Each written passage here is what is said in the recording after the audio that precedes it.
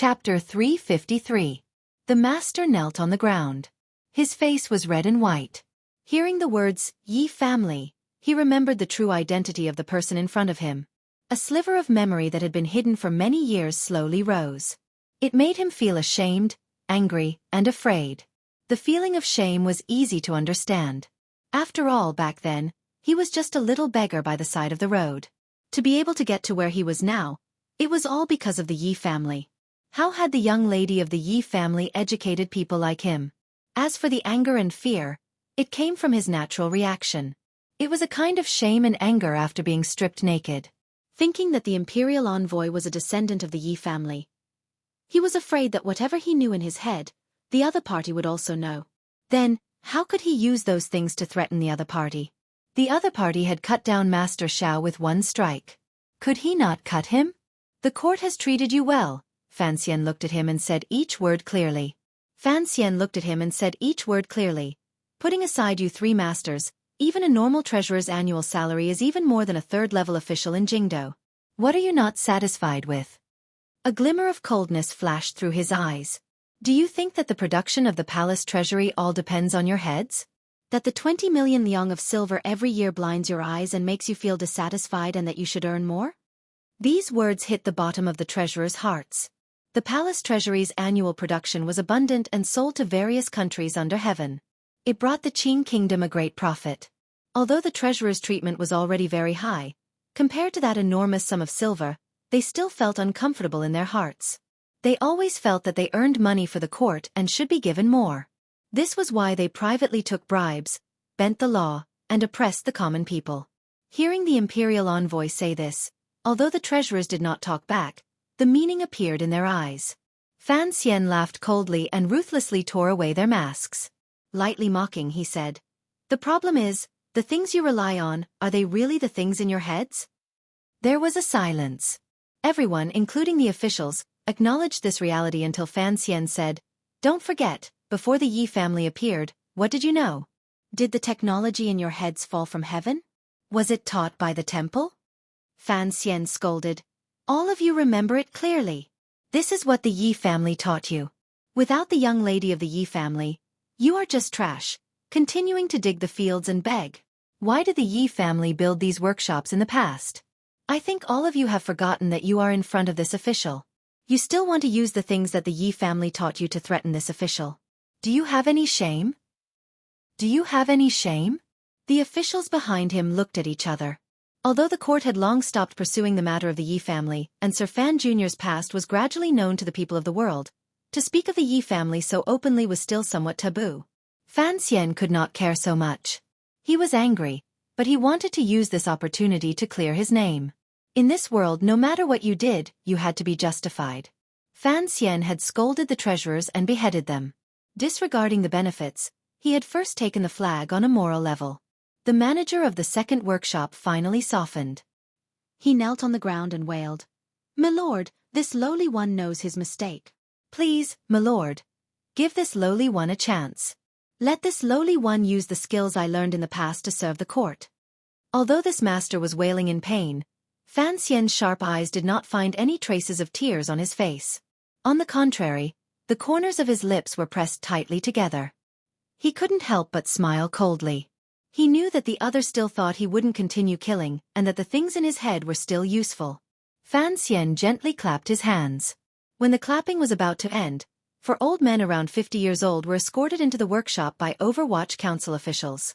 These old men were not bystanders. They were the shopkeepers of Qingyu Hall who had come back from the Central Plain via Danzhou. The Overwatch Council officials set out 4 chairs. Fan Xian rose and, expressionless but deliberately respectful, invited the 4 shopkeepers to sit. The officials, treasurers, and workers were all confused. They wondered who these old men who seemed like they would be blown over by the slightest breeze had the right to sit side by side with the imperial envoy. Although the deputy Ma Jie didn't say anything, he was muttering in his heart. He thought, "Even I am standing behind the imperial envoy. How dare these commoners?" Fan Xian's finger slid across the robe on his body and dipped into some icy rainwater. He smeared it between his brows and slowly rubbed it.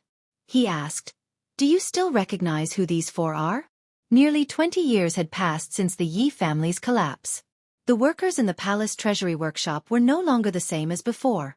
Even the treasurers had never seen the high and mighty 23 head shopkeepers of the Yi family, so they did not recognize who these 4 people were. Even though there were old men from back then, they were too far away and could not distinguish clearly. On the other hand, the second workshop's manager, who was kneeling on the ground, slowly swept his hesitant gaze across the 4 people's faces. He lowered his head and thought for a long while. Suddenly, he seemed to have thought of something and was so shocked that his legs gave way. His originally kneeling posture, he immediately sat down on the muddy water. It had been 20 years since they had seen each other. As a small helper of the Yi family, it took him a long time to remember who the people sitting in front of him were, the old shopkeepers of the Yi family. The second workshop master's body began to tremble. Only now did he know why Fan Xian was so fearless, why he had forced him, the treasurers, to rebel, and why he did not care about what they remembered in their minds. He had brought the old shopkeepers, who had been under house arrest in Jingdo, to the palace treasury. What kind of people were the old shopkeepers? They were the first group of students of the young lady of the Yi family. They were also the masters of all the teachers and helpers of the Yi family. They were also the ancestors of the present palace treasury treasurers. With such a group of old men at his side, the imperial envoy did not care about the problem of lost craftsmanship, nor did he have to worry about the quality of the palace treasury's products. Truthfully speaking, the palace treasury had been single-handedly built by these old shopkeepers. How could they not be managed? Thinking this through, the master's face was full of despair, but there was still a glimmer of hope in the depths of his heart. Opening his mouth, he struggled to crawl toward Fan Xian and wailed, "Teacher, please ask for leniency on behalf of your disciple." Everyone was startled, and Fan Xian was also slightly surprised. He knew that this person was not asking for leniency from him. Following the master's gaze, he found that he was looking at 7th Yi. He couldn't help tilting his head and asking curiously, "7th Yi, was he your former disciple?" 7th Yi's face darkened. He stared at the master's face and said in a raspy voice full of resentment, "He learned from me for a few days." Fan Xian smiled slightly. He understood 7th Yi's feelings. After the Yi family collapsed, the 23 old shopkeepers had been captured by the court from various places and placed under house arrest in Jingdo. Some of their disciples had resisted and died, while others struggled at death's door. Of course, this was all people's own choice in the face of impending disaster. No one blamed them. However, for someone like the second master who had climbed to such a high position, his behavior back then must have been very bad. Hearing the second master call out, "Teacher," the third master, who had been standing silently to the side, froze to the side like he had been struck by lightning. Looking at the 4 old men sitting beside the imperial envoy, he completely couldn't believe his ears. The remaining members of the Yi family among the treasurers confirmed the identities of these 4 people. Amidst their shock, there were also some people who still had old memories. They all stood up and knelt in front of the 4 old shopkeepers with shock, joy, and fear. "Fourth Master. Uncle 12th. I am Xueqi. Greetings, old shopkeepers. Back then, I was a worker in the Chuzhou branch doing odd jobs." Although most of the treasurers did not have much of a relationship with these 4 old shopkeepers, the palace treasury meeting to recognize relatives was already bustling with activity. Fan Xian's face darkened and he said in a cold voice, "I'll come back to recognize relatives in a bit." Although his expression was unhappy, his heart had calmed down. With the 13 spies as deputy masters and the remaining power of these old shopkeepers, his plan to reform the palace treasury should be able to proceed smoothly.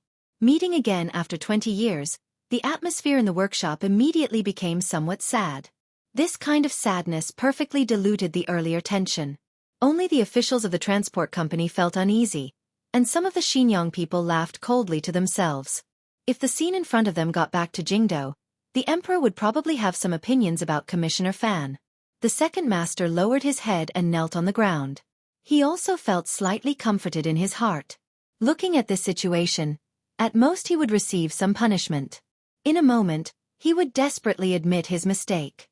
For the sake of the old Yi family, the imperial envoy probably wouldn't make things too difficult for him. He glanced sideways at the body of Master Xiao in the distance at the mouth of the furnace and felt a lingering fear in his heart. Fortunately, Xiao Jing had stepped forward first. He also felt some sympathy for that bastard. He thought to himself that a person who had no connection to the old Yi family had indeed died cleanly under the hands of the imperial envoy. Unexpectedly, after Fan Xian had repulsed the treasurers, a faint smile rose to his face and he said, "Take this person away and behead him." "Yes, sir." The second master raised his head and looked around with a perplexed gaze. For a moment, he didn't understand who to behead. Shouldn't things be like this? It was not until he was dragged up by the Overwatch Council officials that he realized the imperial envoy still wanted to kill him. He had wanted to open his mouth to cry out for his innocence, but a clump of dirt blocked his mouth. Seeing the Overwatch Council officials drag the limp master out of the workshop and the water stain on the ground, everyone in the workshop, regardless of whether they were officials or commoners, shopkeepers or treasurers, became deathly silent. They all turned their gazes toward the imperial envoy sitting in the middle. It was as if Fan Xian could not feel the countless gazes and lowered his head slightly. Outside the workshop came the muffled sound of a metal weapon striking a neck, as well as a muffled grunt. There was an uproar in the workshop and immediately sank into a death-like silence. Everyone knew that the second master had died so simply. The silence did not last long. The third master, with his hands tied behind his back, smiled self-mockingly. His face was pale with despair. Very consciously, he walked in front of Fan Xian. He knew that he had no chance of survival. Since the imperial envoy had used the name of suppressing the strike, then he would not be stupid enough to open a court to investigate the case. He also did not need any evidence. He had to kill the three of them on the spot to establish his might. Only then could the four old shopkeepers regain control of the palace treasury technicians. Two of the masters of the three workshops had already died, so he was the third. Fan Xian glanced at him and furrowed his brows slightly. The third master looked at him and gritted his teeth for a moment. He then suddenly said, "I have my own path to death. I don't blame you for digging this pit for me to jump into. However, before I die, I beg you to allow me to ask something." Fan Xian raised his brows and said, "Ask." The third master no longer looked at him. He tilted his head and gazed at the Yi family's 12th shopkeeper beside him. His lips trembled for a while before he said in a trembling voice, "12th uncle, my teacher. Is he well in the capital? I am unfilial and have not been filial these years." "You are?" 12th Yi blinked his slightly muddy eyes and asked this master with confusion. 7th Yi sighed and said from the side, 13th's eldest disciple. Back then, you had the best relationship with 12th, so he came to ask you. 12th Yi said in shock, "Hu Jinlin? You're still alive? We all thought you died back then." The old shopkeeper suddenly remembered that he was surrounded by court officials. His words were not quite right, so he quickly shut his mouth. Hu Jinlin's face was full of shame. He lowered his head and refused to speak. 12th Yi sighed and said, "The young lady once said that living is better than dying. Us old bones are all struggling at death's door, how can we blame you? Only you ask 13th. Ah." The shopkeeper shook his head and said, "He already passed away a few years ago. Of the 23 people who entered the capital, there are only 15 left now." Hearing that his teacher had passed away, Hu Jinlin completely forgot that he was about to die as well. A great sorrow appeared on his face. Fan Xian listened quietly to the side. Fan Xian listened quietly to the side. He also felt a strange emotion in his heart. The elders of the Yi family were gradually being battered by the wind and rain. The year he first entered Jingdo, there were 23 shopkeepers and 17 people. In less than 2 years, another 2 had died. He looked at the materials piled around the workshop and abruptly became distracted. He thought to himself that time flowed like water.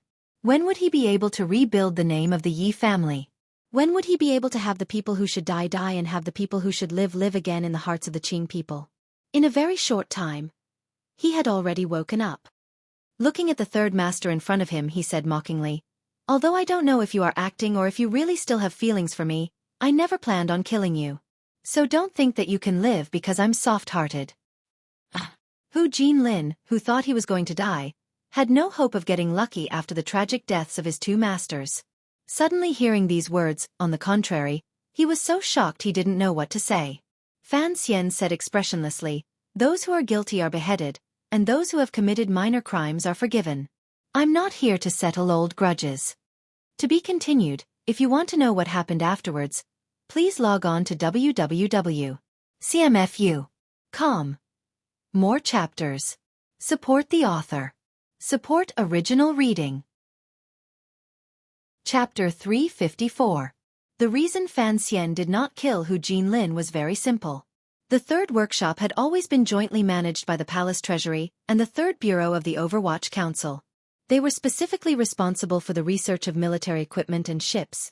The Third Bureau of the Overwatch Council had always been Fan Xian's fellow disciples, so they understood the situation of the third workshop the best. Hu Jinlin was wholeheartedly engrossed in studying the blueprints the mistress of the Yi family had left behind. His personality was wooden and dull.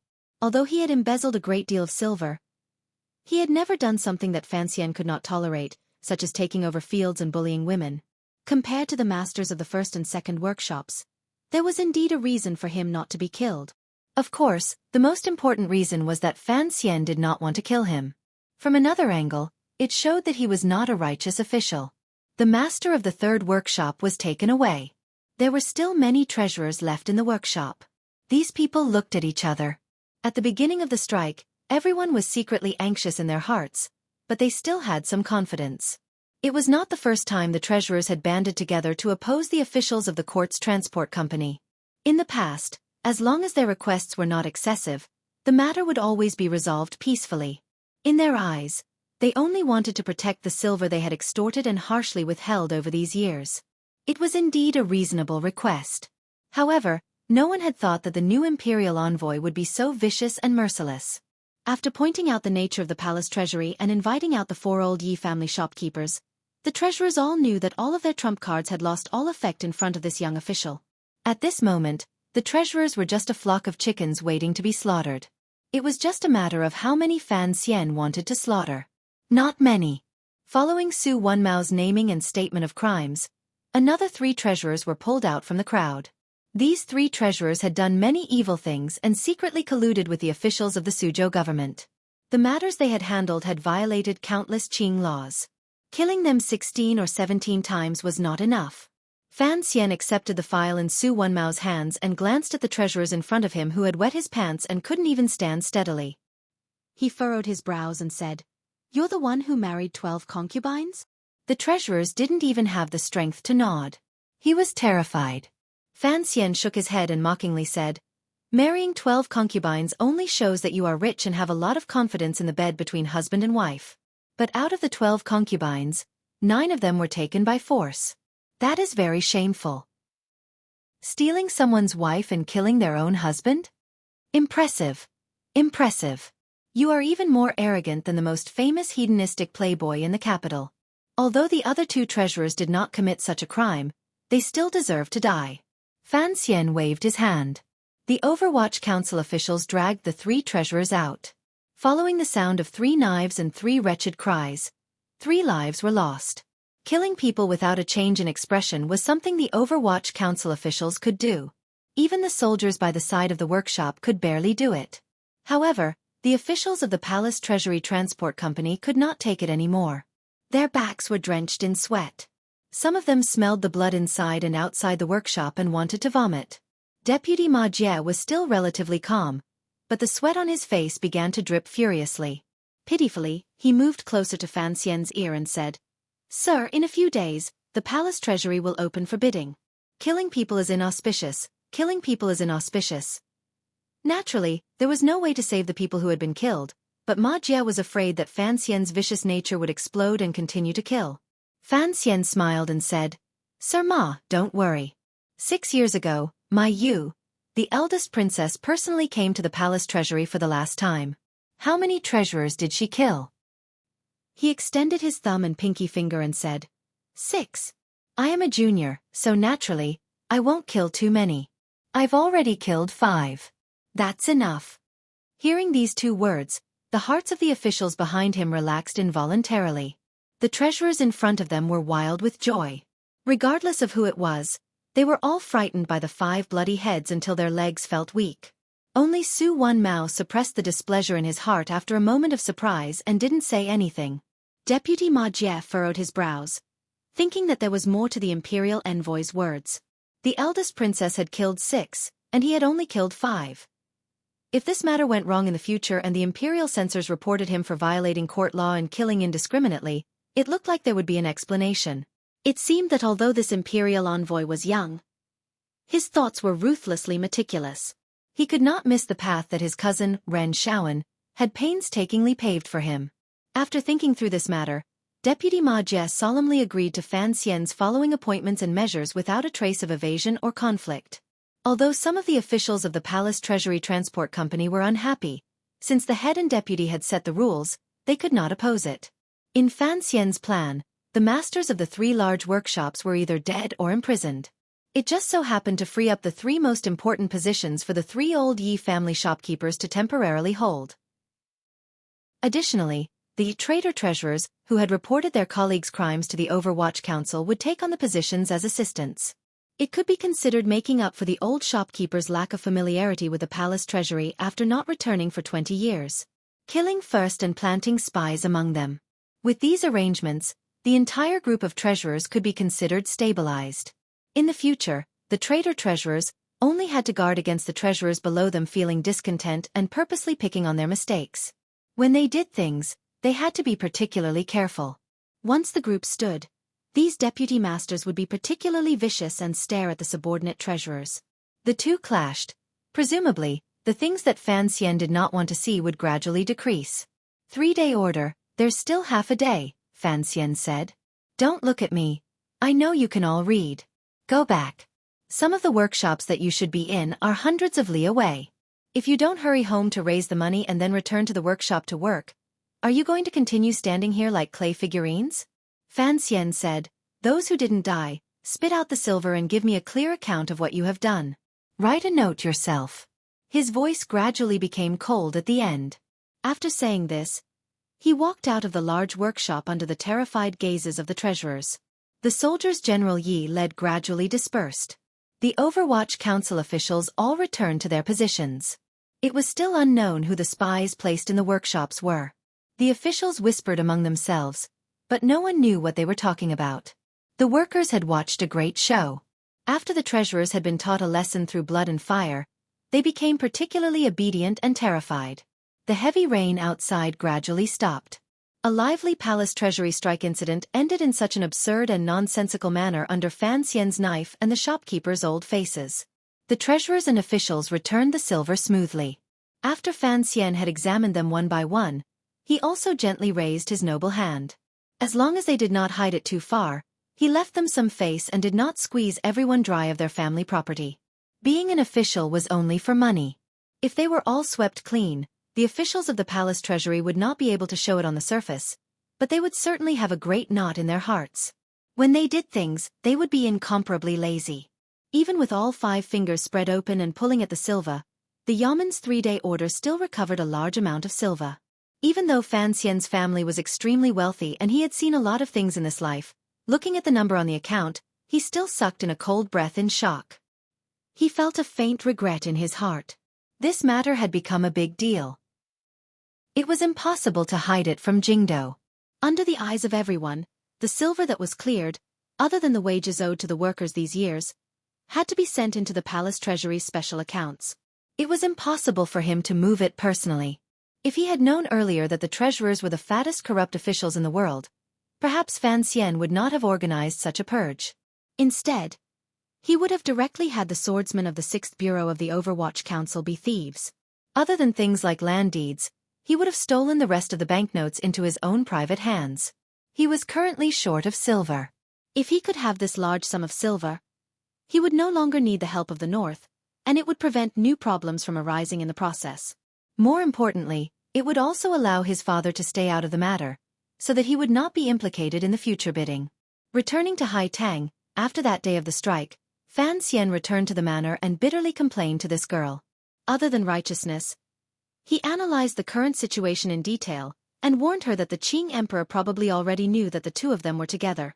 If she dared to go peep in the workshops in front of the Tiger Guards, he probably wouldn't be able to sit in his position in the palace treasury for more than 2 days. If he couldn't stay in the palace treasury, how much more silver would Northern Qi have to fork out in a year? Haitang was a bit innocent.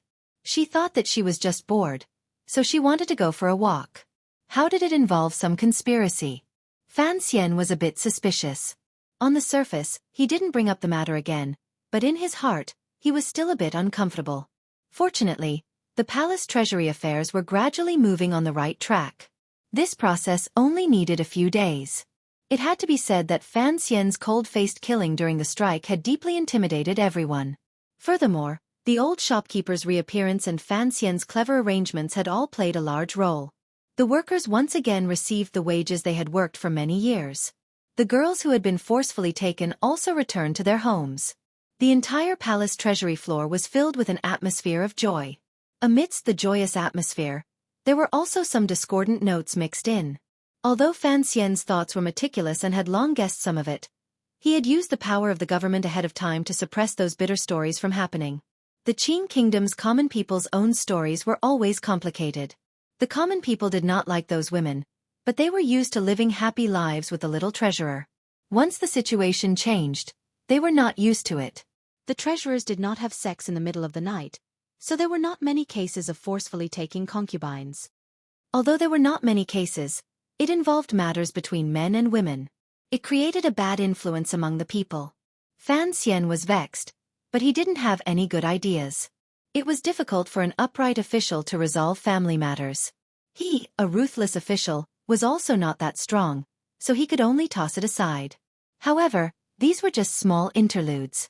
On a larger level, the authority of the new head of the Palace Treasury Transport Company, Imperial Envoy Fan Xian, had already been established.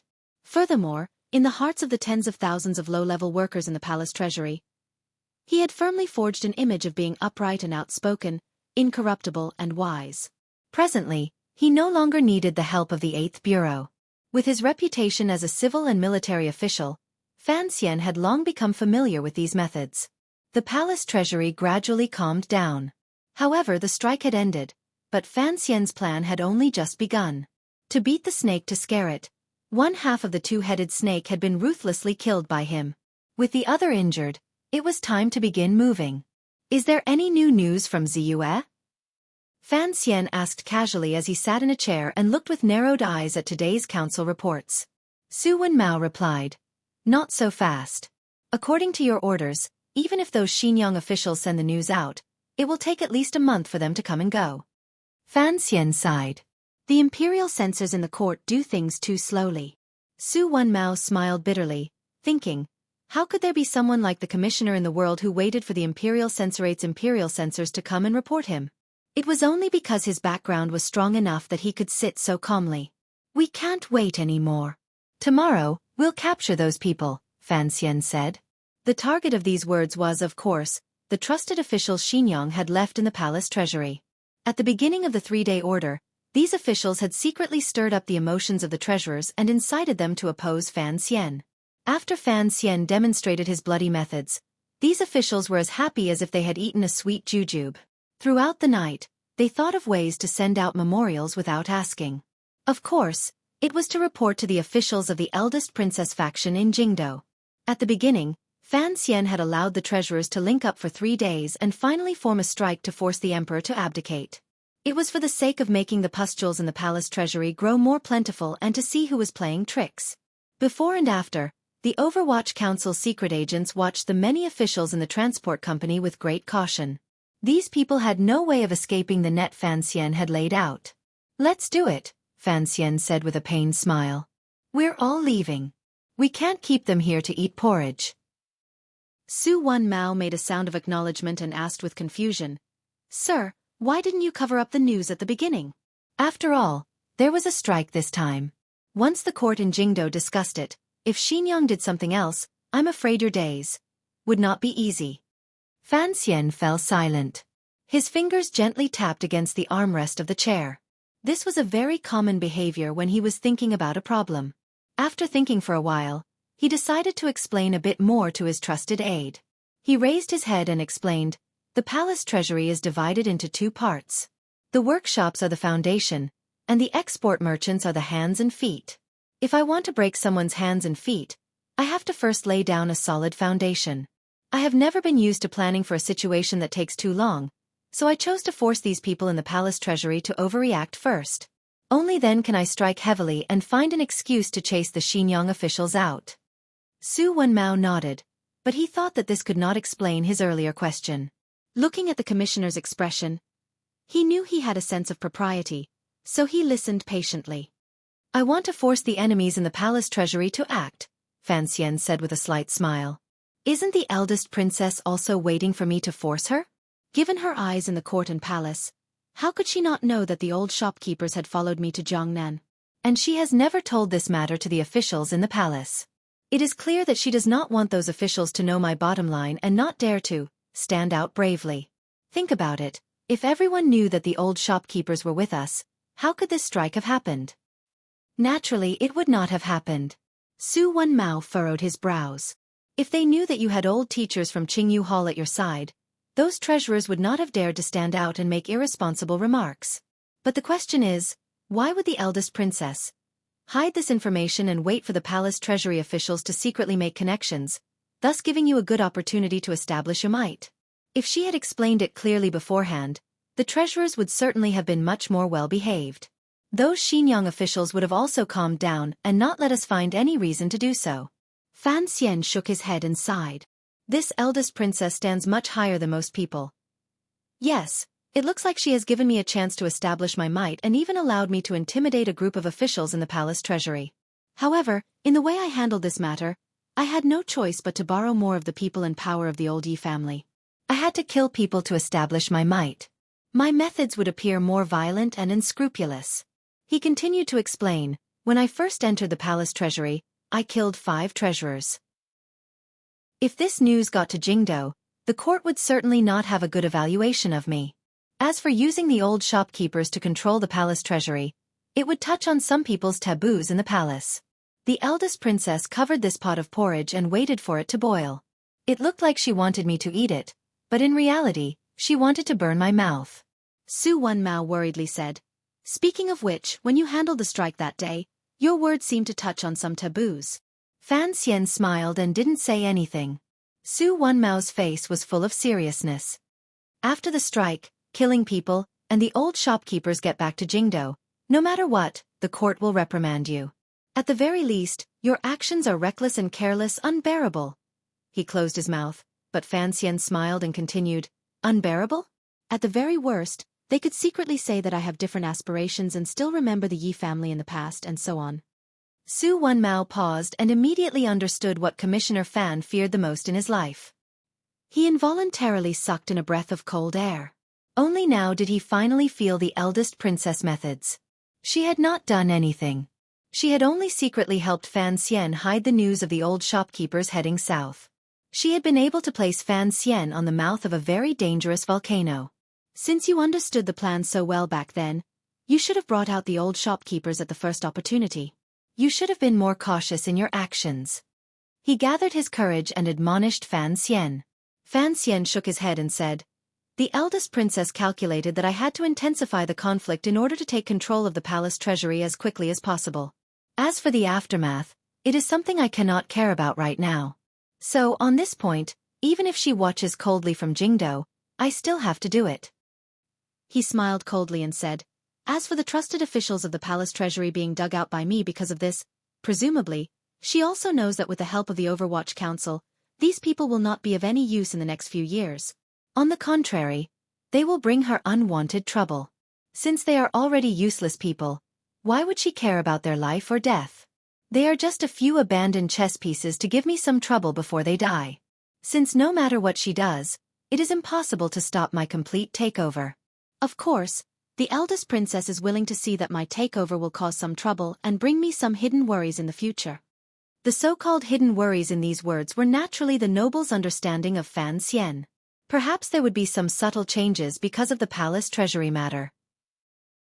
Who knew if the cold-blooded side Fan Xian showed in handling the palace treasury matter would touch the Empress Dowager's sensitive nerve or make the Empress and the Crown Prince think of the Yi family in the past. Making connections was like a venomous snake that ate at one's heart and soul.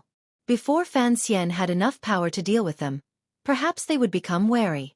The Empress Dowager, the eldest princess, and the Empress were a group of women in the harem. The Crown Prince and the second prince were a pair of quarrelsome lovers. If they once again united because of Fan Xian's existence, and if the Emperor would have some kind of suspicion toward Fan Xian, the eldest princess would laugh.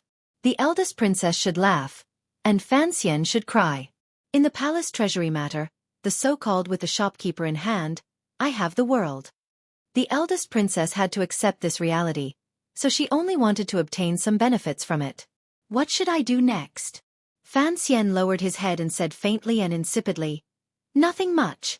According to the director's words, the eldest princess's vision is still limited to one palace. If the imperial censorate really accuses me this time, I'm afraid she will suffer a loss.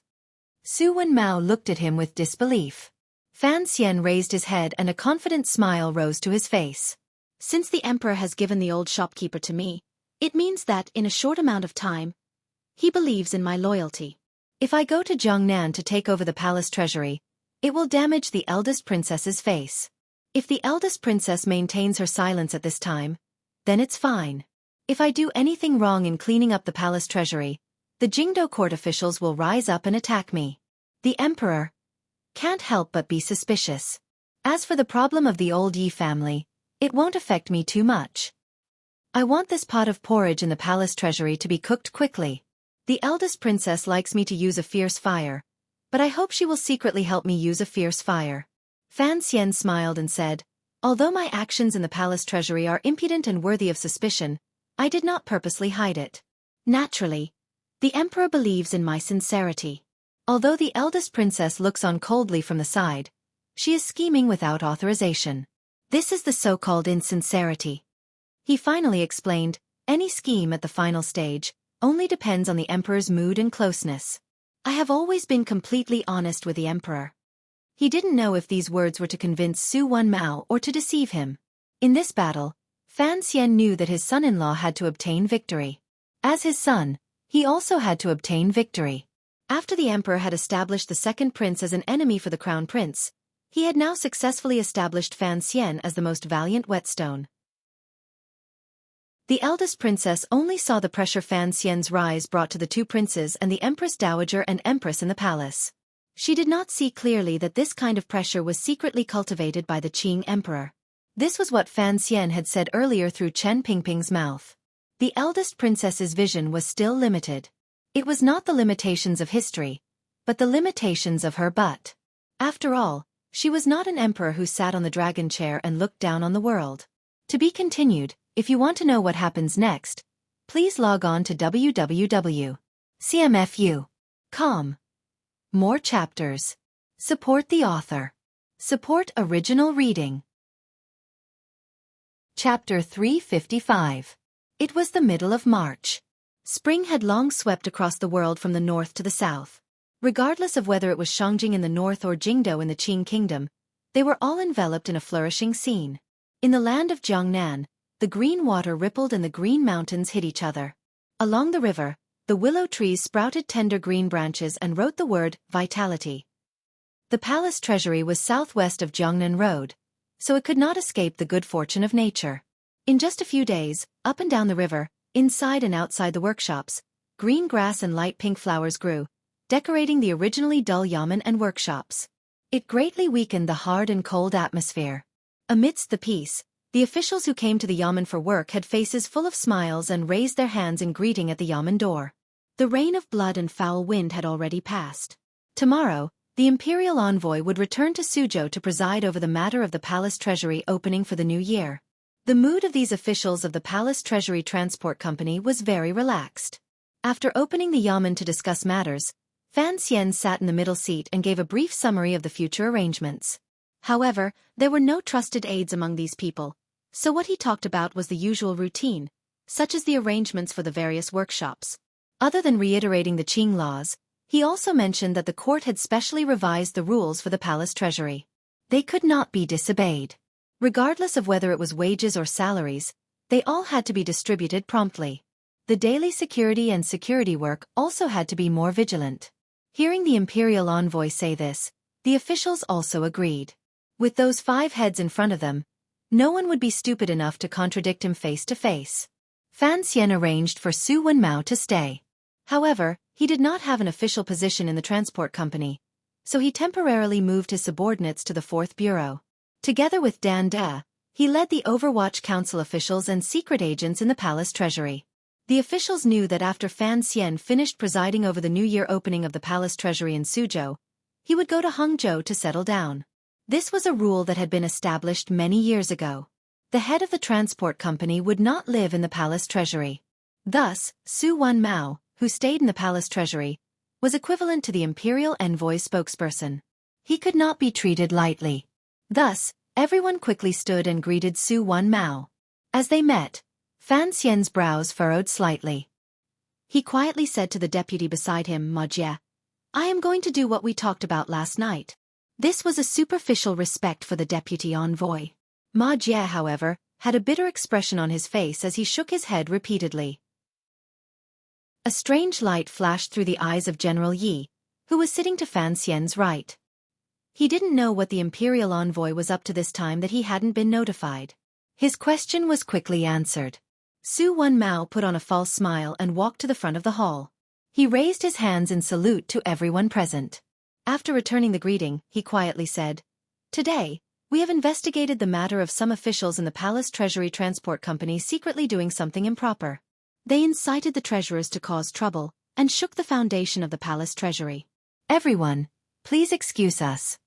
Following these words, 7 or 8 Overwatch Council officials walked out from the side of the yamen and rudely asked the officials who had been sitting in their chairs to leave their seats. They rudely removed their official hats. These officials flew into a rage. As they pushed and refused, they shouted, "How dare you!" Once the other officials of the transport company saw that they weren't targeting them, they felt slightly more at ease. However, they knew the methods of the Overwatch Council. The civil officials of the Qing court had a natural alliance in front of the Overwatch Council. They quickly stood and said to Fan Xian seriously, "Sir, what is the reason for this?" In reality, no one was an idiot. They all knew that the people Fan Xian was dealing with, other than Wu Sha, were all trusted aides that the eldest princess of Xinjiang had placed in the palace treasury these past 10 years.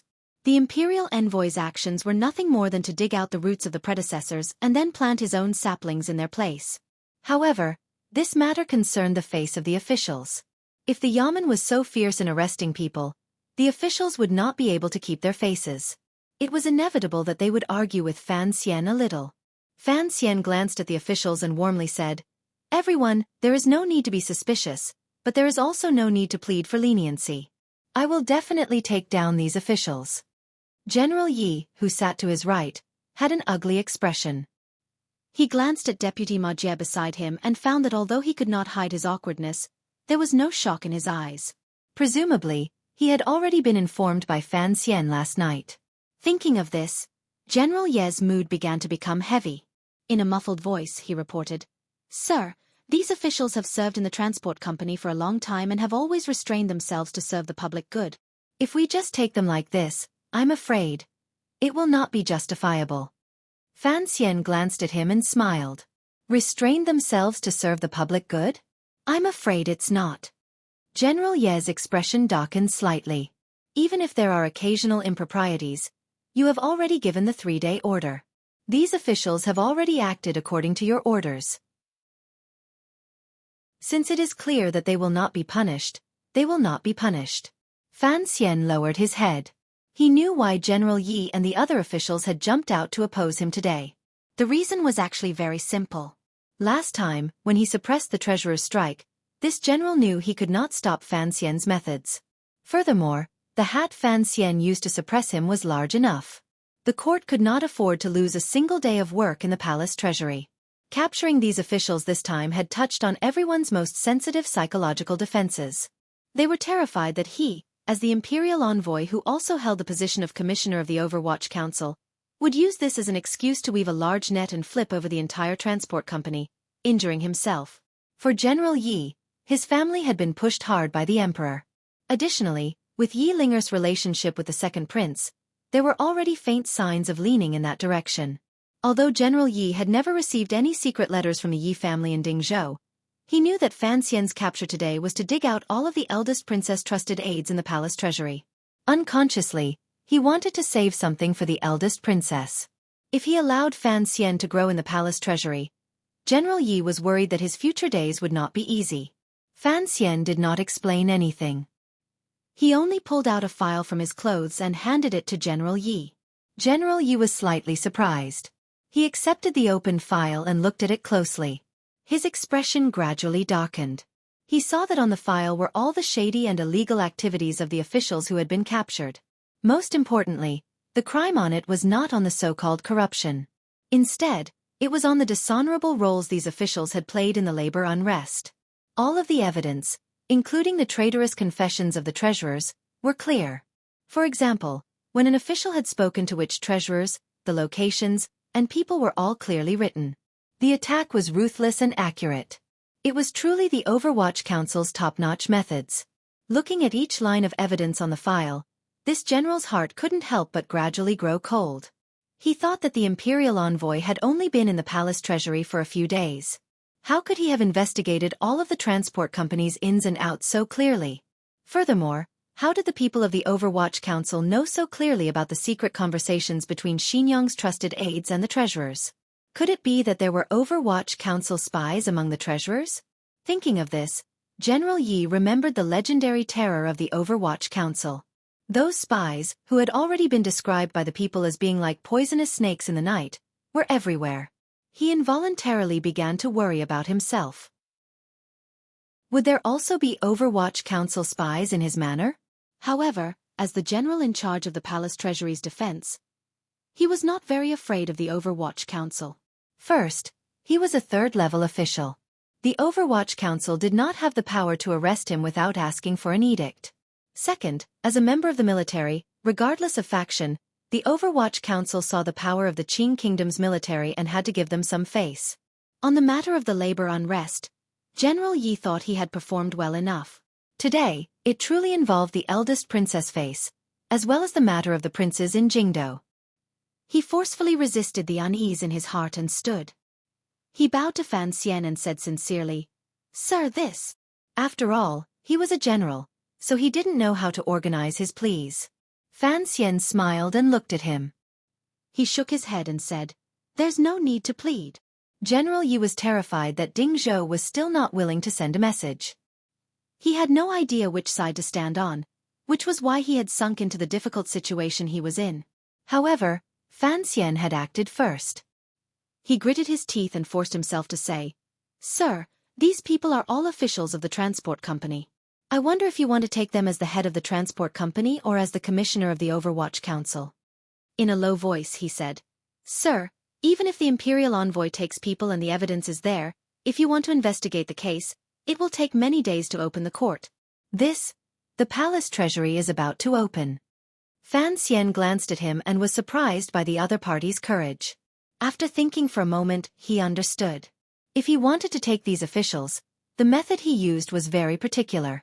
If he used his identity as the commissioner of the Overwatch Council to investigate the case, then once it got back to Jingdo, it would draw the court's attention. The elders in court would probably think he was targeting the eldest princess or something. If he used his identity as the head of the transport company or the imperial envoy to investigate the case, he could not delay this any longer. Who was Fan Xian? How could he care about the discussion in Jingdo? He smiled and said, "General Yi, don't worry too much. I have always believed in Qing law and will not act recklessly. Today, I have taken these officials. For the sake of fairness, I will not personally investigate the case." General Yi was slightly startled. As long as you don't personally investigate the case, no matter who investigates, it will depend on Jingdo's inclination. With Fan Xian's promise, he could answer to Jingdo, so he hesitantly retreated. However, he was curious as to why Fan Xian was not personally investigating the case. Was he going to lock these officials up in the palace treasury? They couldn't keep them locked up forever. The court would eventually send an inquiry. "I will take them with me on the road," Fan Xian said. The palace treasury is also a part of the court. Although it has never had much interaction with the officials in court, in terms of rules, it is still managed by Jiangnan Road. He gazed at the many uneasy officials in the hall and comfortingly said, "I know what everyone is worried about. Don't worry, I am not a vengeful person. Just as I said to General Yi earlier, for the sake of fairness, I will not personally interrogate these people. Instead, I will hand them over to the governor of Suzhou." He smiled slightly and said, "With Sir Xueqi investigating the case, presumably no one will have any more misgivings." He looked at the eldest princess trusted aide who was still confronting the Overwatch Council officials in the hall. A glimmer of anger flashed across the corner of his lips. When did catching people become a game of eagle catching chicks? Su Wenmao's face reddened slightly as he glared fiercely at his subordinates. The Overwatch Council officials felt ashamed in their hearts. They went forward and used a few Foshan shadowless kicks, kicking the palace treasury officials who were still crying out for injustice and refused to submit to the ground and tying them up. The officials in front of the hall couldn't help but shake their heads. They had wanted to persuade the imperial envoy to at least leave some face for the officials. Thinking of Fan Xian's earlier display of warmth and sternness, they were intimidated by that kind of warmth, coldness, and mood swings. They didn't dare to open their mouths and plead for mercy.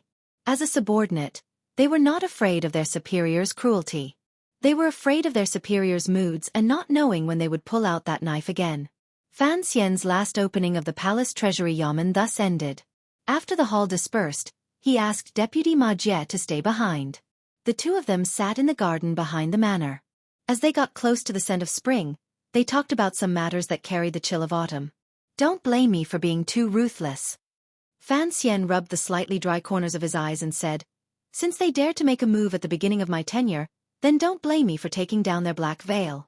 Ma Jie smiled bitterly. Although in name, he and Fan Xian were deputy and it appeared that there was not much of a difference in rank, he knew that in reality, the power in the hands of the young master in front of him was shockingly great. It was even more terrifying than that of the princes. Thus, when Fan Xian had discussed with him last night about getting rid of the eldest princess trusted aides in the palace treasury, although he had expressed a little worry and had exonerated those officials, he had not dared to oppose it to his face. Now, Fan Xian had once again asked him to stay behind alone. Furthermore, he had said such honest words in front of him. Ma Jie knew that Fan Xian was preparing to raise him as a trusted aide. While he was secretly happy, he was also a little worried. After all, no one knew who would win in many years, between this young master in front of him and those elders in Jingdo. The court officials were also very sensitive to the ownership of the dragon chair. Although it looked like the crown prince would ascend the throne, the emperor's behavior these 2 years had been too strange, so no one dared to completely believe it. If it was the second prince ascending the throne, everyone knew that Commissioner Fan and the second prince did not have a good relationship. If he was determined to follow Commissioner Fan and the second prince inherited the throne, he would certainly not have a good end. This was what Ma Jie had been secretly worried about. However, he also knew that although one had to suck up to both sides in officialdom, when it came to important matters such as choosing sides, the biggest taboo was to be an opportunist. Today was the last day before Fan Xian left the palace treasury. Talking to him again was, of course, to make his attitude clear. Ma Jie had thought about it all night, so he was not very flustered. Calmly he said, everything you have discussed is what I have requested. I will immediately write 2 documents on this matter. One will be sent to the Hall of Governmental Affairs. The other will be sent immediately on horseback to the Suzhou governor's manor. Please, do not worry. Hearing these words, Fan Xian knew that Ma Jie knew to tie his thigh. He was even willing to use these 2 documents to share the criticism that Fan Xian might receive. He also wanted to use this to show the people in officialdom where he stood. He had made up his mind. He glanced warmly at Ma Jie and said, Sir Ma is considerate. Ma Jie smiled slightly and replied, as the deputy of the palace treasury, I should be investigating the officials under me. For them to cause trouble this time, it is already my dereliction of duty. Fan Xian smiled. A moment later, he opened his mouth and said, does Sir Ma think that my handling of the matter today was appropriate? Ma Jie thought for a moment and then respectfully replied, Sir, you have thought far ahead. It is indeed a good plan. Officials are not like treasurers. They cannot be casually killed or casually punished. If the case was tried in the transport company's yamen, it would take too long. It would also easily attract criticism. Tomorrow, you will take these criminal officials to Suzhou and hand them over to the governor for interrogation. Governor Xueqi is a pillar of the country. He has a powerful official reputation and admires you. He will certainly be able to help the court investigate this case and give the emperor a good explanation. Fan Xian gave a silent praise in his heart. This deputy had indeed guessed his thoughts clearly. Fan Xian was going to find a way to get rid of Xinyang's trusted aides in the palace treasury. Although the strike this time had given him a good excuse, if he completely did it himself, it would not be appropriate. The matter involved the eldest princess, princes, and other nobles in the palace. Throwing this hot potato to that super-ranked official was a clever move. First, the Jiangnan road governor had jurisdiction over this matter. Second, although Xueqi would secretly curse him, as a border official, his position was different. He was not afraid of the eldest princess far away in Jingdo. On the contrary, he would be wary of Fan Xian deep in the heart of Jiangnan. Weighing the two, Xueqi should know very well what he should do. Before coming, Shaowen had mentioned to me that this cousin of mine has the talent to save the world. After getting to know each other these days, it seems that Shaowen was indeed not boasting. Fan Xian smiled and changed the topic. He once again began to use Ran Shaowen as a middleman to close the distance between the two of them. Ma Jie smiled and said, 2 years ago, when the commissioner entered the capital, you and Shaowen hit it off at first sight. When Shaowen sent letters, he often mentioned your shocking talent and that in the future, you will definitely be an official who can save the world. The deputy and principal chatted happily and gave each other high hats and flattery. They also agreed on the procedures for future trips to the palace treasury. Then, they raised their hands and bid farewell. Seeing him to the door of the garden, Fan Xian looked at Ma Jie's slightly bowed body and blinked his eyes. It looked like there were indeed a number of powerful figures in court. However, those people lacked many favors from his previous life, so they didn't have many opportunities to display them. After today's matter was settled, the palace treasury would have no major problems. He also felt relaxed. Furthermore, the work of stuffing trusted aides into the transport company would gradually begin in the middle of the year. With Ma Jie's help, this matter would go smoothly. At this moment, Fan Xian could not guess what it was that made Ma Jie choose him and not the legitimate prince. This was certainly not something that could be swayed by the close relationship between Taichung Temple's vice-official, Ran Shaowen. In reality, the reason for Ma Jie's defection was very simple. Because of the relationship between the third prince and Fan Xian, it made him make a large bet concerning his future career as an official and the rise and fall of his family. He bet all of his silver on the little one. After seeing off Deputy Ma and welcoming 7th shopkeeper, Fan Xian appeared particularly busy on the day before he was about to leave the palace treasury. 7th Yi was the leader of the 4 shopkeepers following Fan Xian to the south. Now, he was already a director of Qingyu Hall. These years, he had been helping the Fan Manor earn money. He was on good terms with Fan Xija and was also very familiar with Fan Xian. Thus, there were some things that he didn't even dare to probe the other shopkeepers into, but Fan Xian was able to directly say them in front of him. The old man and the young man gathered together and whispered to each other. It was always about the future management and production of the palace treasury. Fan Xian knew that he was a layman in terms of production management, chemistry, and physics, so he delegated all of the authority in this area to 7th Yi. He did not have many good qualities, but he did not doubt the people he used. It was like this in the palace treasury, and it had always been like this in Jingdo. As long as it involved an open conspiracy, it was all handled by Sir Yen Jr. of the 4th Bureau. Fan Xian had absolute trust in the other party's professional abilities and would not idiotically point fingers. After confirming all of the matters, Fan Xian relaxed. In the past, the old Yi family had been so prosperous. Now, under the shopkeepers' hands, they would certainly be able to gradually reverse the poor management of the palace treasury and the problems with the quality and quantity of production. As long as they could sell more silver, they would have a preliminary account to the emperor. This was something Fan Xian was more concerned about. The matter of delaying wages can't happen again. Fan Xian furrowed his brows and sighed. You should also pay more attention to the quality of the goods. 7th Yi glanced at him. He was confused as to why the commissioner was always thinking about the matter of wages. Of course, he also didn't understand the reason. The spring light filled the garden. The old shopkeeper looked at Fan Xian's handsome face and for some reason, wandered off. He faintly thought that although the young master and the young lady did not look alike, they were both the most elegant people in the world. Now that the young master had finally regained control of the Yi family business, although he was only managing it, the old shopkeeper still found it difficult to suppress his emotions. He sighed endlessly in his heart, but he hid it well on his face. The reason he had to hide it was because after nearly 20 years of house arrest in Jingdo, these old shopkeepers all knew that there were some things that could only be done and not said. If there was any sign, it would bring unnecessary trouble for the young master. I had wanted to ask you to go to Northern Qi to help the second prince. Fan Xian didn't notice 7th Ye's thoughts and smiled bitterly. I didn't think that those eunuchs would keep following.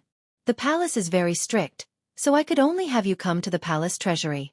Seventh Yi smiled slightly and said, For your sake, the eunuchs are already very gentle to us. The second young master was born to be a merchant, so you don't have to worry. As for the palace treasury, you should know that I very much wanted to come back and take a look. Fan Xian fell silent. A moment later he said, Su Wen Mao is here. If you feel any discomfort or if anyone dares to raise an eyebrow at you, tell him. I've already told him. Since we've left the capital, we can't suffer any more grievances. Seventh Ye's heart was moved, but he didn't say anything. A gust of wind blew past. Before the tender green leaves on the green tree in the courtyard had fully grown, they were blown off. Fan Xian made a light sound and casually scooped them up in his hand. Looking at the new cut, he furrowed his brows for a long time. After a long time, he asked quietly and faintly, Can the art be copied down? Seventh Ye's body trembled slightly. A moment later, he shook his head. It's a dead rule. It can't be written down. It can only be passed down by word of mouth. Fan Xian said, The blueprints can't be passed down by word of mouth. Seventh Yi shook his head. I watched it closely earlier. I don't even know where it is now. Fan Xian thought for a moment. A slight smile rose to his face. In a few months, come to Hangzhou and tell me about it. My memory is very good.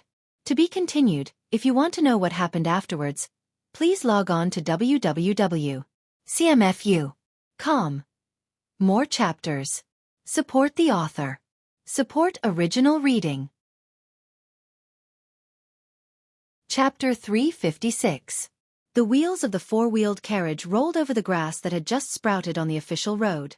When they collided with the cracks of the stones on the road, they made a creaking sound, which matched the sound of the reeds in the carriage, as if they were singing cheerfully.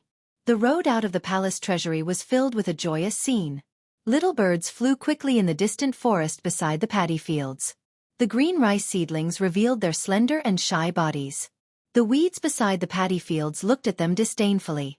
There was an endless stream of carriages on the road, and cargo ships came and went on the river. They transported the products of the palace treasury through various channels and sold them to the people of the world. It was a lively scene. A group of carriages, led by soldiers, easily passed through the innermost inspection line. Originally, the wagons on the official road did not dare to fight with this group of carriages and unconsciously stopped. However, someone in the group of carriages took a few glances and seemed to have found that there were too many goods coming out of the palace treasury today and the traffic was busy. He ordered his group of carriages to stop on a patch of grass by the side of the road and, surprisingly, let the wagons go first. In the second-to-last carriage of the group of carriages were the pitiful Palace Treasury Transport Company officials who had just had their black gauze removed and official robes taken off yesterday. These officials were all trusted aides the eldest princess had placed in the palace treasury. Although they had thought that their days would not be easy after Commissioner Fan took office, they had not thought that Fan Xian would not give the officials and his mother-in-law any face. He had very straightforwardly captured them. Furthermore, the reason he had used was the labor unrest. These officials now knew that they had fallen into Fan Xian's trap. Their hearts were filled with fear and unease. However, Fan Xian did not immediately open the court to try the case. These officials all had friends and knew last night in the prison that Fan Xian was prepared to bring them to Suzhou and hand them over to the Zhongnan governor, Xueqi, to be personally interrogated. Hearing this news, the officials' moods improved slightly. As long as they didn't face the Overwatch Council's tiger stool and pepper water, how could this case be so easily settled? Even if the Overwatch Council had the confessions of the treasurer's betrayal, as long as they refused to admit it to the death after they arrived in Suzhou, Xueqi, Sir Xue, would have to give the eldest princess some face. As long as they dragged it out for a few more hours, once the pressure from Jingdo had arrived, Fan Xian would be too busy to take care of himself. Presumably, he would not pay any more attention to them. Why did Xueqi have to be interrogated? Haitang leaned against the window and furrowed her brows slightly. Fan Xian lowered his head and said, I'm not suited to do this. Haitang made a soft sound of agreement and said nothing more. Ever since the day of the strike, the atmosphere between the two of them had become somewhat strange. The mutual trust they had in the past seemed to have weakened a little. They treated each other politely, but there was also a hint of unfamiliarity. After thinking about it, Haitang understood why. She knew that her proposal to travel had indeed put Fan Xian in a difficult position. But, seeing that Fan Xian was always so deliberately indifferent, she couldn't take the initiative to explain. After all, no matter what, Haitang was the saint girl of Northern Qi. Her status was extraordinary, and Fan Xian's pride touched her pride. Thus, the two of them maintained this awkward exchange. I want to confirm again. Have the silver arrived yet? Fan Xian frowned. A faint smile rose to Haitang's face. It was as if she was mocking Fan Xian's worry about personal gains and losses. Quietly she said, I said it last time in Suzhou, why are you so worried? Perhaps you don't trust me now? Fan Xian suddenly felt the atmosphere in the carriage was somewhat oppressive. In a low voice, he said a few words to Xueqi beside him and then lifted the curtain to disembark. Xueqi tilted her head slightly and looked curiously at Haitang. She didn't know how this famous girl had offended the young master. She had seen clearly these few days that although the young master and Haitang did not have any romantic feelings, at first their behavior was very much like that of a close friend of many years. These few days, he had been a bit strange. Haitang was puzzled by Xueqi's gaze. She suddenly smiled and said, What are you looking at? Xueqi said without good humor, You're only allowed to look at me, not me looking at you? Haitang smiled and shook her head. Out of habit, she moved her hands to her waist and found that they were empty. These few days, she had been wearing the clothes of a serving girl and not the pattern jacket she was used to wearing. There were no two large pockets in front of her. She gazed at Xueqi and teased, I'm looking at you because I want to see what the girl Fan Xian likes looks like. These words were the truth. Haitang had always been confused. Her good friend Si Lily was clearly the most beautiful girl in the world. Why was Fan Xian able to maintain his calm in front of Si Lily and purposely maintain his distance? Even after that wild night, he did not have any longing for Si Lily. They had been in Jiangnan for dozens of days, yet Fan Xian had not asked her a single question, such as how Si Lily was doing recently.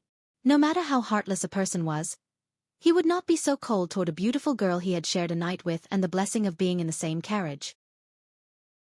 Thus, Haitang even began to suspect that Fan Xian had some hidden illness, like the emperor. However, Fan Xian had taken Xueqi into his room. On this trip, Haitang knew that Xueqi, the serving girl, was someone in Fan Xian's room, so she felt it was strange. After looking at her these days, she still could not see what was so special about Xueqi. Her appearance was only dignified and delicate, far from Si Lily's soft charm and fullness. Hearing Haitang say, the girl Fan Xian likes, Xueqi's face suddenly reddened. Using a voice as small as a mosquito, she replied, How could the young master like me? Haitang smiled bitterly and shook her head. If he didn't like you, why would he take you into his room? Although Fan Xian is a cold-blooded and heartless person, I don't believe he would do something like this. Xueqi suddenly raised her face and revealed a proud and confident expression. You are mistaken. The young master is the person who values relationships the most in the world. Relationships? Haitang savored these two words and remembered that Xueqi seemed to have served Fan Xian since he was a child. For a moment, she furrowed her brows and hesitated in her heart. Fan Xian was such a cold-blooded and heartless young official who took pleasure in scheming against others. Was he really a person who valued relationships? She sighed.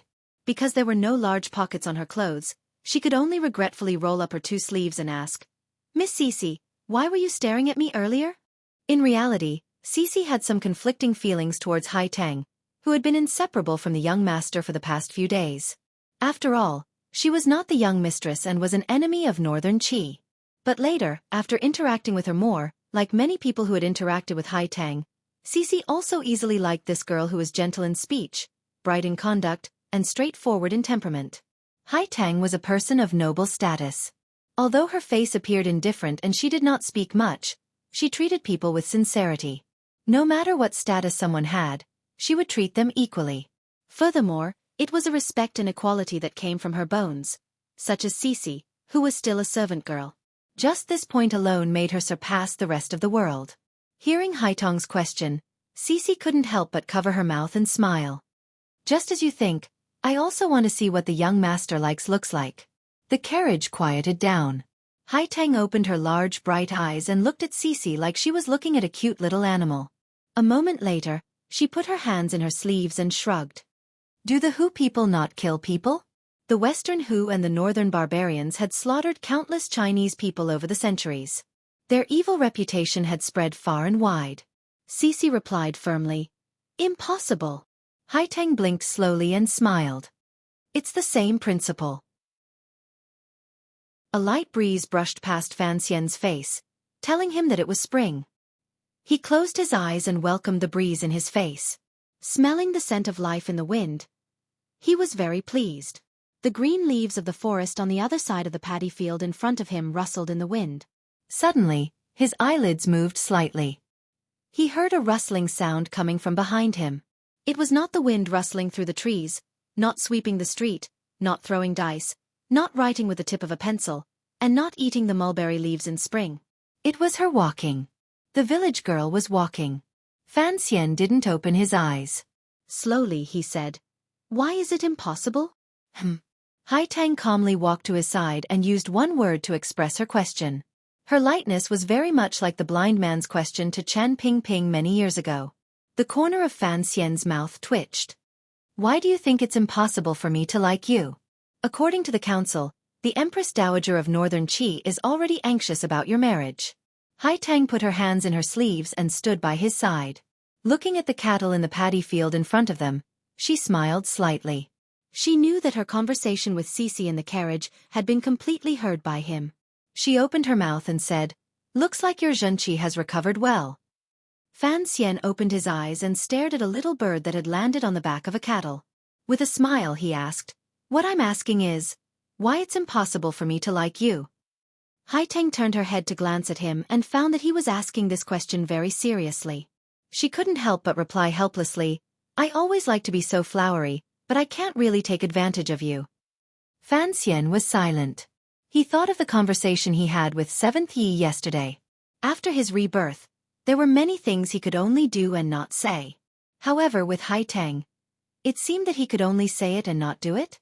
He couldn't help smiling and said, "I'm just curious as to why you're so sure." Haiteng smiled slightly and said, "In Shangjing, you once said that all men or perhaps male animals think with the lower half of their bodies. I don't think I have that kind of appearance to attract your attention. After all, my identity is different. You have restraints, and you can't gain any benefits. How could you like me?" Haiteng was the sage girl of Northern Qi, and Fan Xian was a powerful official of the Qing kingdom. The two of them could interact as friends. If they were to become a couple, the Northern Qi Empress Dowager and the Qing Emperor would certainly not allow such a thing to happen. On the contrary, it would bring harm to their plans. However, Fan Xian was not thinking of this. He mockingly said, "Liking such a thing has nothing to do with benefits.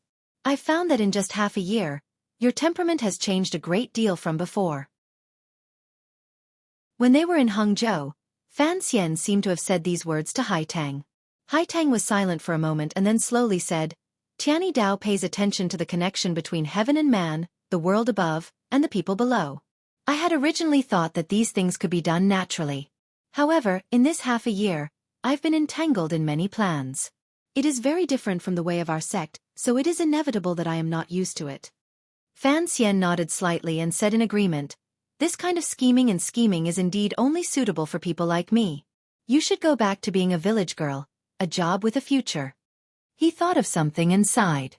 "Speaking of which, your temperament is not harmonious. In the end, it is my problem. If I hadn't pulled you into the situation when we were in Shangjing, perhaps you would still be raising chickens and playing with donkeys in the garden." He turned to Haiteng and smiled slightly. "Does this count as me leading you into the demonic path?" "What is the demonic path?" Haiteng replied calmly. "It is only a demon in one's heart. With desires comes loss. Although my desires appear grand, they still have losses. This is the so-called way of nature." Fan Xian asked, "Then you still persist?" "Of course," Haiteng said quietly. "And Ji, you once said something that resonates deeply with my heart." "What did you say?"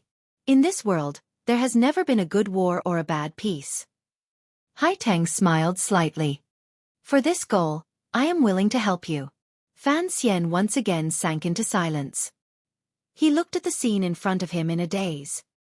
He saw that the bird, perhaps on the mud-covered body of the ox, did not find any parasites to fill its stomach, so it flew away with a whoosh.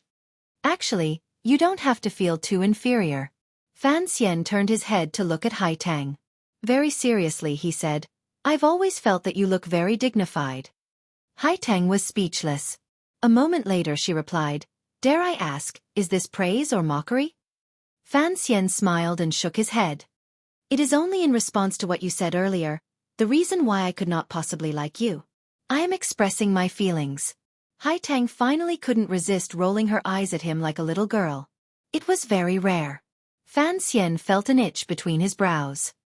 He stretched out his finger and rubbed it. Don't compare yourself to me. Compared to me, there aren't many women in this world who are beautiful. He gloomily said, This is not my problem. This is my parents' problem.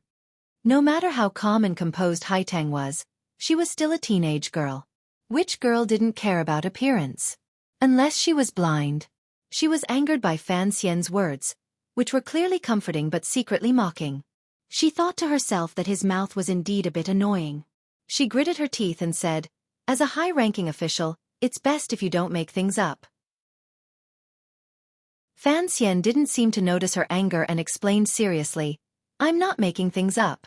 You said I could not possibly like you because you are not beautiful enough. I want to explain to you that, in my opinion, your appearance is not bad. Hai Tang was slightly startled. Fan Xian's next words came very quickly. After all, there are precedents. The people of Jingdo all say that my wife is only delicate and pretty. In my opinion, Wan is the most beautiful woman in the world. He shook his head and sighed. My sense of beauty is probably not the same as most people in this world. These words finally poisoned Hai Tang. She gave a muffled grunt, took out her hands from her sleeves, and swept them away. With a sweep of her sleeves, the grass on the grass flew wildly. The wind moved without reason. It was forceful. Presumably, this sweep contained the supreme zhenqi of Tianyi Dao. Fan Xian raised his hand to cover his eyes. He was very wretched in the grass. He swayed back and forth as if he could fall to the ground at any moment. Yet, his incomparably joyful laughter rang out from the grass that filled the air. The wind stopped and the grass fell. Hai Tang stood quietly to the side with a glimmer of mockery on her face. Looking at him, she said mockingly, After humiliating me, have you vented the anger from 2 days ago? Fan Xian sighed and smiled slightly. Duo, are you still breathing? This was the first time he had referred to her as Duo after the strike. After a moment of surprise, Hai Tang slowly turned and walked toward the carriage. The swordsman of the 6th Bureau in the carriage had long gotten off to stand guard. The tiger guards, with Gao Dao in the lead, watched Hai Tang cautiously. After all, Fan Xian's subordinates didn't know what had happened during the earlier gust of grass. They were afraid that Hai Tang would suddenly attack. Fan Xian followed and smiled slightly. Don't be in a hurry to get on the carriage. Walk with me. He waved his hand to have Gao Dao and the others retreat. After giving them a few more orders, he took Hai Tang and walked side by side along the woodland beside the road. The two of them walked side by side. There was already a long distance between them and the group of carriages. Sunlight shone through the spring forest above their heads. Strands of light intersected and transformed into all kinds of beautiful spots of light, shining on their clothes. I am a person who cares a lot about trust, Fan Xian said calmly. Perhaps it is because it is very difficult for me to find someone worthy of trust in this life. So I was a bit disappointed that you wanted to leave the manor that day. Hai Tang lowered her head slightly and didn't explain anything. Instead, she said straightforwardly, Duo is also a person who cares a lot about this matter. After all, you and I belong to 2 different countries. If there is no trust, it would be very difficult to accomplish anything. Once the words were out, it was relatively simple. However, asking Hai Tang if she wanted to go to the workshop to peep or if Fan Xian had misunderstood this girl was already a very unnecessary matter. Since the trust between the two of them had been restored to a certain extent through Fan Xian's sharp tongue, bringing up old matters again would seem very stupid. The two of them walked forward side by side. Hai Tang glanced at him out of the corner of her eye and furrowed her brows. Her hands were still in her sleeves. It was not as comfortable as Fan Xian putting them in his large pockets. Fan Xian quietly explained, I had Cece add 2 pockets to the Overwatch Council uniform. Hai Tang smiled slightly and sighed with some regret. In the woodland beside the official road, a rustling sound rose again. This pair of man and woman, who did not have a personal relationship but were particularly demanding of each other's trust, were just like half a year ago in the royal palace in Shangjing in northern Qi. They naturally dragged their heels and walked lazily on the road beside the Yuchuan River. In front and behind them was a scene of spring. The leaves above their heads were tender and lovely. "How do you plan on dealing with the Ming family?" Hai Tang asked quietly. Fan Xian's eyebrows twitched slightly and said, "There are a total of 16 projects in the palace treasury's opening bid. In the past, the Cui and Ming families took up 14 projects. Now that the Cui family has fallen, there are about 6 spots left. I have already arranged for people to take them over. After Xia has pretty much gathered up the remnants of the Cui family's business in the north and the south will come together and the roads will open up again. As long as your commander of the guard doesn't mess around, there will be no problems with the goods the palace treasury sends to the north. As for how much of my own goods I can get, that will depend on how much control I have over the palace treasury." This was the agreement between him and the northern Qi emperor. Hai Tang had come south to keep an eye on this matter and that large sum of silver. Hai Tang was silent for a moment and then said, "Even if you can completely control the palace treasury in a short amount of time, if the amount you send to the north, according to the agreement, it will be more than what the eldest princess has sent in the past. How can you guarantee the amount you send to the Qing court? I'm worried that you won't be able to explain it to the Qing emperor. Before I came this time, the emperor asked me to bring you a message. Since it is impossible to satisfy the needs of the north this year, we can postpone it for 2 years until you have a stable footing. After all, this is a long-term plan." He hadn't thought that the northern Qi emperor would be so considerate of him. He couldn't resist smiling and saying, "We'll see how it goes. As long as the palace treasury's output this year is significantly higher than in previous years, it will be easy for me to explain it to the court." Hai Tang glanced at him and asked with confusion, "Where will this increase come from?" Fan Xian calmly replied, "First, of course, the output of the various workshops in the palace treasury has to increase. After the new source is created, there will be the old shopkeeper, Su Wen Mao, and the old Ministry of Revenue officials my father sent to tamper with the accounts. You also know that the one overseeing the palace treasury is me. It won't be too difficult for me to wipe away the traces. Second, I plan to take a big bite out of the Ming family and dig out this large family's wealth to offer with both hands to the emperor. The emperor will certainly be very happy." He returned to the question Hai Tang had asked at the very beginning. How exactly did he plan to deal with the Ming family? Hearing his tone, Hai Tang didn't seem to be prepared to wipe out the Ming family in a short amount of time. She was a little surprised and asked, "You can tolerate the Ming family?" "I have no choice, at least for this year," Fan Xian said with a self-mocking smile. Fan Xian smiled self-mockingly and said, "The Cui family's foundation is too shallow. Their battle lines are spread too far, so the Overwatch Council can succeed in one battle.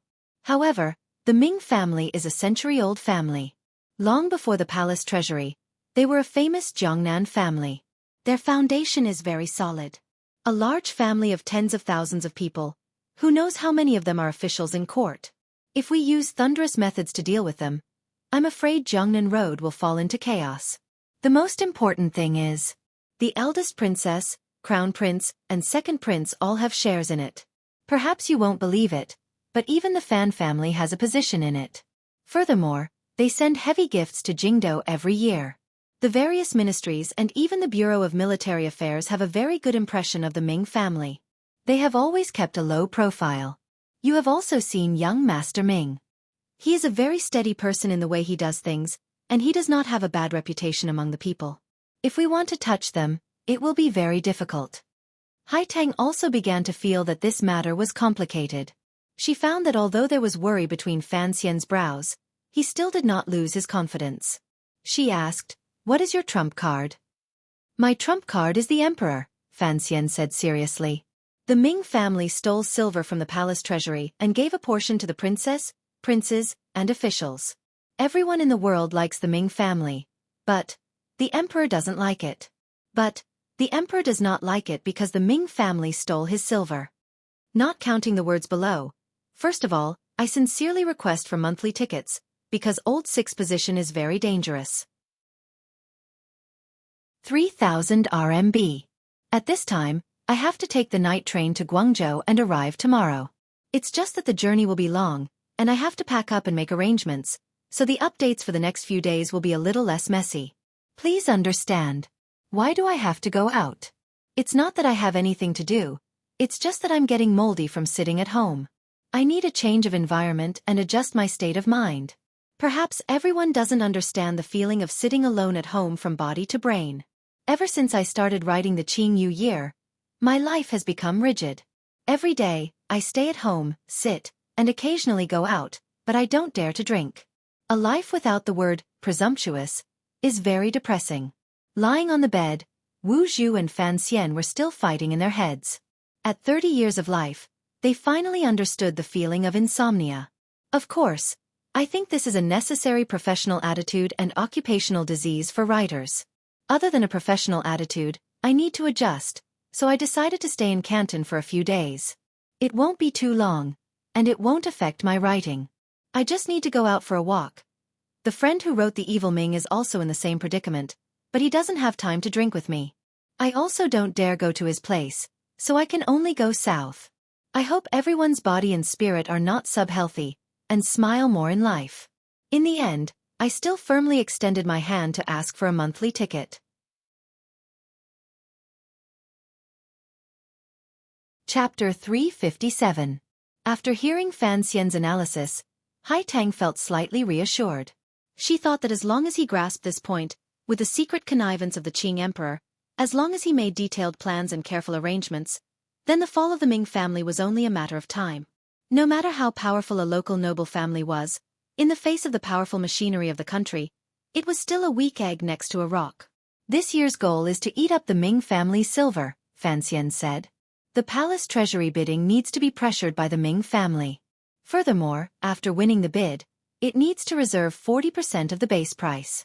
This spring opening, I will have people compete with the Ming family and raise the price so that the Ming family will have to pay a lot of blood. They will no longer have the ability to compete with me for the position the Cui family has vacated. At the same time, I will raise some quicksilver and quickly fill it into the national treasury. How high are you going to raise it? Hai Tang asked seriously. Fan Xian smiled and said, as high as I can go. You know I am a very greedy person. Hai Tang furrowed her brows and said, since you don't plan on directly clashing with the Ming family, then you can only use the matter of opening the bidding to attack them. However, raising the price is not like shouting numbers into a dice box in a gambling den. If you raise the price too high and directly take it from the Ming family's hands. 16 items in the 3 large workshops of the palace treasury, 40% of the silver. Calculate how much silver you will need. How will you get it? It is clear bidding, Fan Xian explained. In order to prevent officials and merchants from secretly colluding, the palace treasury has always used clear bidding for the spring opening. Coincidentally, this has given me an opportunity. Since everything is done in the open, naturally I will. He thought for a bit and did not continue to hide anything. In a quiet voice he said, I will have Xueqi name a suitable price and then let the Ming family know. Xueqi? Hai Tang was slightly surprised. The head of the Jiangnan water bandits, a famous figure on the Jianghu. How could he listen to your arrangements to fight against the Ming family? You have to know that he was born and raised in Jiangnan. As for Xueqi's past, Fan Xian would not continue to explain. He only indicated that Xueqi was already one of his people. He then explained the problem of silver. Just as you said, the silver we have on hand is not enough to completely swallow up all 16 items of the palace treasury. Naturally, a portion of it has to be left for the Ming family. For one, it is to appease the other party. For another, it is to use that enormous sum of silver to trap the Ming family in Jiangnan and make it impossible for them to escape. Hai Tang asked curiously, how can you be sure the Ming family won't cut their losses? These past few years, they have already earned too much money. This time, anyone with a discerning eye knows that you have come to Jiangnan to deal with them. If you let Xueqi shout out a jaw-dropping high price, what if that old Ming master claps his hands and decides to stop playing? Wouldn't you suffer a loss in silence? Without a deposit, the Qing court will certainly not let Xueqi off easy. Fan Xian smiled coldly. Even if the Ming family vomits blood this year, they must still win the palace treasury bid. So what if their family has tens of thousands of acres of fertile land? In the end, they are just inanimate objects. How can they compare to the living water, fish, and grass of the palace treasury. Furthermore, this matter involves the interests of the members of the royal family in Jingdo. If the Ming family wants to send out silver and protect the eldest princess' face and interests, they must continue to stay in the palace treasury. He gazed at the slowly rising black smoke in the forest and narrowed his eyes. Merchants, in the end, are just puppets. The Ming family produces pirates to rob the treasures of the palace treasury, and then turn around to take money from the court. They are vicious and merciless. Once they stop, those people in Jingdo will have no income. How could they let them go in their anger and humiliation? At that time, I won't even have to make a move. They will collapse. Thus, no matter what, the Ming family must control a large portion of the palace treasury goods this year. First, they will stabilize for a year or two. Then, they will see how the bloodless but particularly sinister struggle in Jingdo will develop. That sum of silver, are you going to transfer it to Xueqi? This was a question that Haitang was very concerned about. Fan Xian nodded. A portion. Although father has prepared some for me, once the palace treasury opens, everyone is watching me and the treasury of the Ministry of Revenue. The eldest princess has probably long guessed this source of income of mine. If I truly use the Ministry of Revenue's stored silver to fight this battle with the Ming family, I'm afraid if I'm not careful, I will lose everything. He self-mockingly said, using the silver of the national treasury is a crime that can get my entire family beheaded. I'm cowardly. Haitang heard him admit he was cowardly and shook her head non-committally. In a quiet voice she asked, but using Taiping Money House to transfer silver over. The background of Taiping Money House is Dongi. Aren't you afraid they will notice something? Fan Xian glanced at her and slowly said, this is the arrangement of your emperor. Perhaps even you would not have thought of it. A month after the Nyolon Street incident 2 years ago, the silver of the Northern Qi Palace treasury began to flow slowly and unobtrusively into the Taiping Money House through dozens of channels. No one knows how many twists and turns there were before the silver was moved to Jiangnan. Haitang was startled and speechless. Fan Xian continued, I had the help of the Overwatch Council and the Ministry of Revenue, but I still did not detect the direction of these dozens of sums of silver. Furthermore, although that sum of silver was large, it was not particularly eye-catching in Taiping Money House, the #1 bank in the world. I think Dongi certainly did not notice it. Haitang shook her head in disbelief and said, wait, you're saying, this sum of silver was moved 2 years ago by the emperor to Jiangnan? How is that possible? I only learned of this in September last year, and there has been no news of it in Shangjing. Correct. A glimmer of admiration and wariness flashed through Fan Xian's eyes. I only went to investigate again after you told me everything. In the end, I didn't find anything. I only faintly found that the time when those dozens of sums of silver entered Taiping Money House was 2 years ago. 2 years ago. Haitang furrowed her brows. You had only just entered Jingdo. How could the emperor guess that you would be in charge of the palace treasury in 2 years? How could he know that he would join hands with you and gobble up the palace treasury's marketing rights? Fan Xian said self-mockingly, at that time, I was just a nameless illegitimate child in Count Sinan's manor. He sighed faintly and said, perhaps it was the Nyolon Street incident that made your little emperor confirm that the eldest princess wanted to kill me. Furthermore, from various intelligence reports, he determined that I would be in charge of the Qing National Treasury. As for what happened afterward, perhaps it was just his analysis. Since there was no way for the eldest princess and I to work together, then I had to cut off the eldest princess's arm. The Cui family?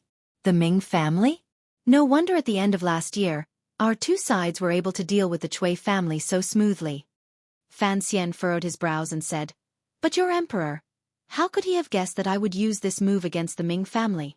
If you want to say that he calculated to this point, I can only give him one sentence. Haitang had still not shaken off her shock.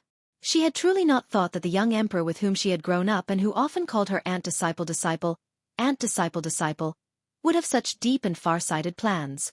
As far back as 2 years ago, he had already begun to make arrangements to deal with Fan Xian or other possible variables. Hearing Fan Xian's words, she unconsciously asked, what sentence? It seems that your lord's wisdom is truly close to that of a demon, Fan Xian said gently. Fan Xian said in a gentle voice. He began planning 2 years ago. The development of the world has not deviated much from his guesses. Even if the emperor had decided to clean up the palace treasury and had not used me, the me that you Northern Qi can fully trust, I'm afraid he still had a way to change the face of this silver and participate in the opening of the palace treasury bidding this time. It was not until now that Fan Xian somewhat gloomily admitted that he had indeed underestimated the young ruler in the north. Regarding the palace treasury, the most dazzling golden pheasant in the world, because the Qing kingdom guarded it very closely, no other country could do anything about it. They had tried to steal its craftsmanship for a dozen years without success. Who would have thought that the Northern Qi Emperor would be so unconventional and play such a trick?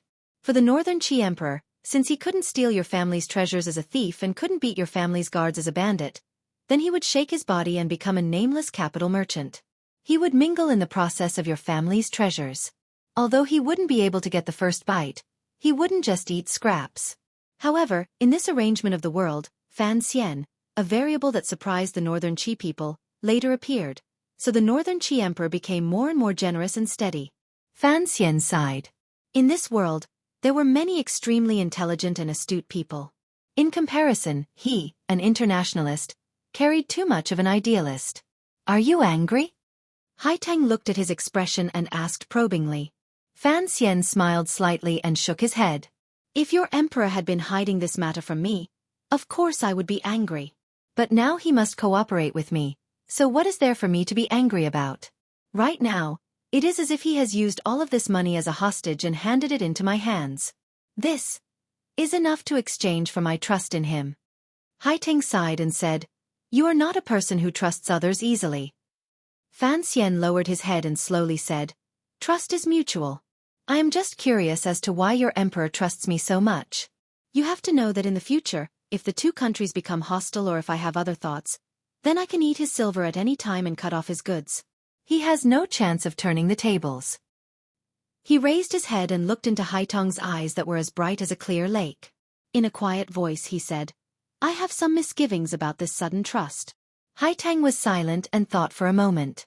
Suddenly, she smiled and said, When I mentioned this sum of silver to you in the letter, it seems that is when the rumors of your past will appear in the world. Fan Xian looked at her with confusion. What is the connection?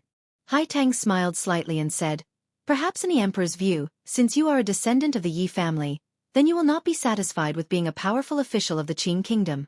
Furthermore, your vision will not be limited to the borders of the country. Everything that the Qing kingdom can give you, the Qi kingdom can give you. The emperor probably has other intentions. She didn't finish her words, but Fan Xian already understood. He shook his head self-mockingly and said, Thank you for your emperor's good intentions, but I don't want to frown and face thousands of fingers. Haitang smiled and said, It's rare for me to be in the mood to write poetry. I will not bow my head and be a willing ox, Fan Xian said lightly. Fan Xian lightly said, Besides, your emperor should have known later that I was also a genuine Qing prince. There are many princes in this world, but of the descendants of the Yi family, there is only you, Haitang said lightly and gently, but she clearly understood Northern Qi's meaning. Fan Xian smiled and did not continue this topic.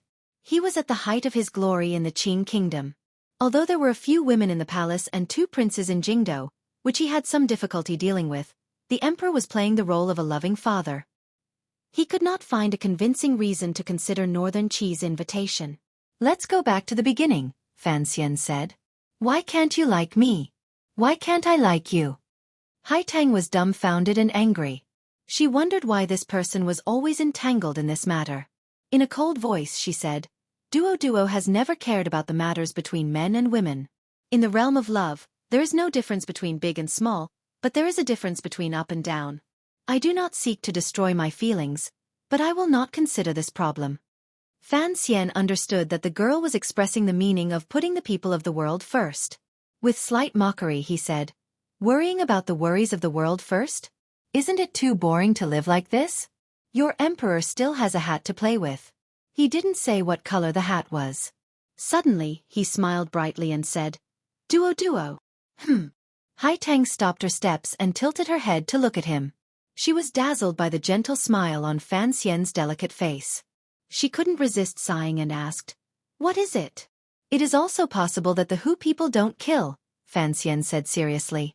Haitang knew he was talking about the words she had used to shut Cici's mouth in the carriage earlier. She couldn't help feeling bitter, but she still replied quietly, "Is that so? Perhaps neither the people of Northern Qi nor the Qing kingdom will believe it." Fan Xian said gently, "Of course, it is possible that the Hu people don't kill people if they have all been turned into dead people by us." Haitang was startled and laughed in spite of herself without rhyme or reason. Fan Xian said quietly, "Using the same logic, it is also possible that I like you, and it is also possible that you like me." Haitang mockingly said, "Wait until we are all dead?" "No," Fan Xian explained seriously. "Wait until everyone else in this world is dead." Haitang had no choice and said, "Everyone is dead, leaving just the two of us standing by the river enjoying the wind." Fan Xian raised his head and thought for a while before nodding. "It does seem to be meaningless."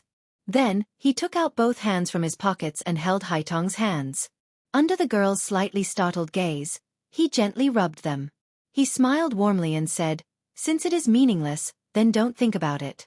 The weather is still cold, and you're wearing a servant girl's clothes. I'm afraid your hands will freeze." Their 4 hands clasped together. Firmness and gentleness melded in a patch of warmth. The rumbling of the carriage wheels came from behind the two of them. There was a glimmer of amusement in Haitang's eyes. She didn't pull her hands out. On the contrary, she tilted her head slightly and looked at Fan Xian. "Are you purposely letting others see?" Fan Xian half lowered his head and blinked his eyelashes slightly. In a quiet voice, he replied, "In order to convince my emperor that I brought you to Zhongnan for a reason, in order for the mutual trust between your emperor and me to have a firmer foundation, we must both be closer." Haitang looked at him with a not quite there smile. "In the end," Fan Xian said seriously, "of course, your hands are still very comfortable to hold. You often do farm work, but there are no calluses. Student Kitty has already arrived in Guangzhou, but everyone, don't worry. The updates will not stop these 2 days. Carrot at the same time, he also wants me to express sincere and strong thanks to everyone on his behalf. His monthly votes have soared overnight. He can be at ease, haha, by Jessiphi. To be continued. If you want to know what happens next, please log on to www.cmfu.com. There are more chapters. Support the author and support genuine reading. Chapter 358. The interior of Suzhou was a scene of prosperity. Tender green colors could be seen everywhere. It was not much different from the rest of the Qing kingdom. However, the large number of shops, the busy docks, the endless stream of people, the large stretch of government offices in the south of the city, the oppressively wealthy salt merchant manors in the west of the city, the young masters on the streets of the east of the city, and the fierce, sinister, and cunning gangster brothers in the north of the city. All of this formed a scene that was different from any other place in the world. It was adventure, excitement, wealth, and desire. Here, there was much less of the concealment of scholarly knowledge. The pressure of the 1,000-year dynasty was much less. Although no one dared to challenge the authority of the government, because there were too many people moving about, the amount of goods coming in and out of the port was enormous. The citizens had money in their pockets and were able to do things with much more confidence. Putting aside the merchants who had deep connections with the government, just the brothers on the streets who made their living in the waterway also began to learn from the students of the Imperial Academy in Jingdou. They wore long green robes and no longer blindly fought and killed. The large stretch of land downstream of the Suzhou docks was all the Ming family's property. At this moment, the men in long robes were listening obediently to the lecture of a young master. It was clear at a glance that these long-robed men were skilled martial artists. However, in front of this gentle-looking young master, they did not show a glimmer of arrogance. This young master was the son of the old Ming master, Ming Lansher. These people hanging around on the docks all relied on the Ming family to make a living. They could be considered half-servants. After young Master Ming left, these men pulled at their long robes and wiped the sweat from their foreheads. They whispered among themselves, wondering why young Master Ming would specifically come to remind them to be more well-behaved in Suzhou. Given the power of the Ming family, did they need to be afraid of anyone pulling on their pigtails? The governor did have this ability, but had the old Ming master not fed him enough these few years? The long robes were convenient for wiping sweat. After all, these gangster brothers were not true Jingdou students. However, there were some clever people among them who faintly guessed that it had something to do with the palace treasury opening for the new year. "Didn't you hear? The dignified Cui family, one of the two noble families along with the Ming family, had been scooped up by the court during the new year. Rumor had it that this matter was single-handedly handled by the young commissioner of the Overwatch Council. The commissioner was the imperial envoy currently in Jiangnan. No wonder young Master Ming was so cautious and feared the government would find some excuse. It was because he was afraid of Sir Fan Jr., who did not recognize his own kin and refused to budge. "It's not that I'm afraid of him." Ming Launcher was sitting in the carriage. He could no longer maintain the calm he had in front of outsiders and his subordinates. With a serious expression he said, "Sir Fan Jr. is truly different from any other official in the court." If Fan of Fan saw who young Master Ming was talking to, he would certainly be shocked. Because the person sitting across the carriage was the host of the martial arts meet by Hangzhou's West Lake, the official from Jiangnan Road. At that time, when Fan Xian saw the official speak and act, he had secretly admired him. He probably would not have guessed that this official had such a deep connection to the Ming family. It was clear this official was someone the Ming family absolutely trusted. If Fan Xian had been more careful, he would certainly have been able to find out his relationship with the Ming family. At that time, if Fan Xian had been more careful, he would certainly have been able to find out his relationship with the Ming family. He would have been more wary of the so-called martial assembly. This official was Zhou Lei. He was the imperial censor of Jiangnan Road. He said with confusion, "Cousin, what is the difference between the imperial envoy and other officials in court?" Ming Launcher smiled coldly and said, "Sir Fan is so young, yet he holds so much power in his hands. Can other officials compare? The Overwatch Council is not the same as your imperial censor. Now that he has the identity of an imperial envoy, there are no obstacles when he does things. Even the governor has to give him some face. You should have received the news." Once Sir Fan Jr. arrived at the palace treasury, he beheaded 5 troublemaking treasurers, including 2 masters of the workshops. Now, he has even removed all of the eldest Princess Transport Company officials. Which official in court has the confidence to use such ruthless methods? Zhou Lei sighed and shook his head. Without an insider, it will be much more difficult for the clan to play tricks in the future. Ming Launcher gazed at him and smiled mockingly. He said with disdain, "I think you've become muddled from being an official. What season is this? You still want to play tricks? I just hope that the imperial envoy doesn't play tricks on us." In the tower upstairs by West Lake, Ming Launcher had been very respectful toward this court official in front of him. Yet, he did not give him any face at all. Yet, Zhou Lei seemed to be used to this kind of tone. Just from this scene, it could be seen how much power the Ming family was hiding in court. Zhou Lei's brows furrowed in worry. But the imperial envoy's trip to Jiangnan this time is clearly aimed at the clan. Does the old man have any plans? Ming Launcher smiled bitterly and shook his head. "This is what I said earlier. Sir Fan is different from other officials. Normal methods will not work. If it was any other high-ranking official coming to Jiangnan, the Ming family has plenty of ways to deal with them. Yet, it has fallen on Sir Fan Jr. Our usual methods are completely useless." Zhou Lei probingly said, "There are no officials in this world who are not greedy." Ming Launcher's eyes narrowed. It was as if he had thought of something that chilled his heart. After a moment of silence, he faintly said, "This is the most common method, but it is usually the most effective method. Father saw things very accurately and knew that he had to use the mountain-splitting golden axe. We have also tried it before." He shook his head and sighed. In the end, the other party did not accept it at all and directly retreated. He also didn't say any harsh words. He was just like a block of ice. How much did he give? Zhou Lei did not believe that there were any officials in this world who were not greedy. Even if you were the emperor's illegitimate child, you still had to have silver. Ming Launcher raised 4 fingers. Zhou Lei asked with confusion, "Just 40,000 liang?" A murderous intent appeared between Ming Launcher's brows. He lowered his voice and cursed. 40,000 liang? Didn't you see the 130,000 liang of silver in the chest in the young master's yamen? This time, Father moved enough chips and even pushed down the tribute to the capital. He gathered a total of 400,000 liang. 400,000 liang. Zhou Lei's heart trembled. Even his lips began to tremble. Such a large sum of money could buy a small vassal kingdom. Could it not buy the imperial envoy's heart? Ming Launcher gritted his teeth and said, There's also 20% of the shares. Zhou Lei almost couldn't believe his ears. This 20% of the shares was even more terrifying than 400,000 liang. How could the clan bear to use such a large sum of interest to buy Fan Xian? Usually, when he served the eldest princess, he had never been so generous. This could no longer even be called generous. It was completely cutting off his own flesh to keep him safe. Ming Launcher slowly closed his eyes.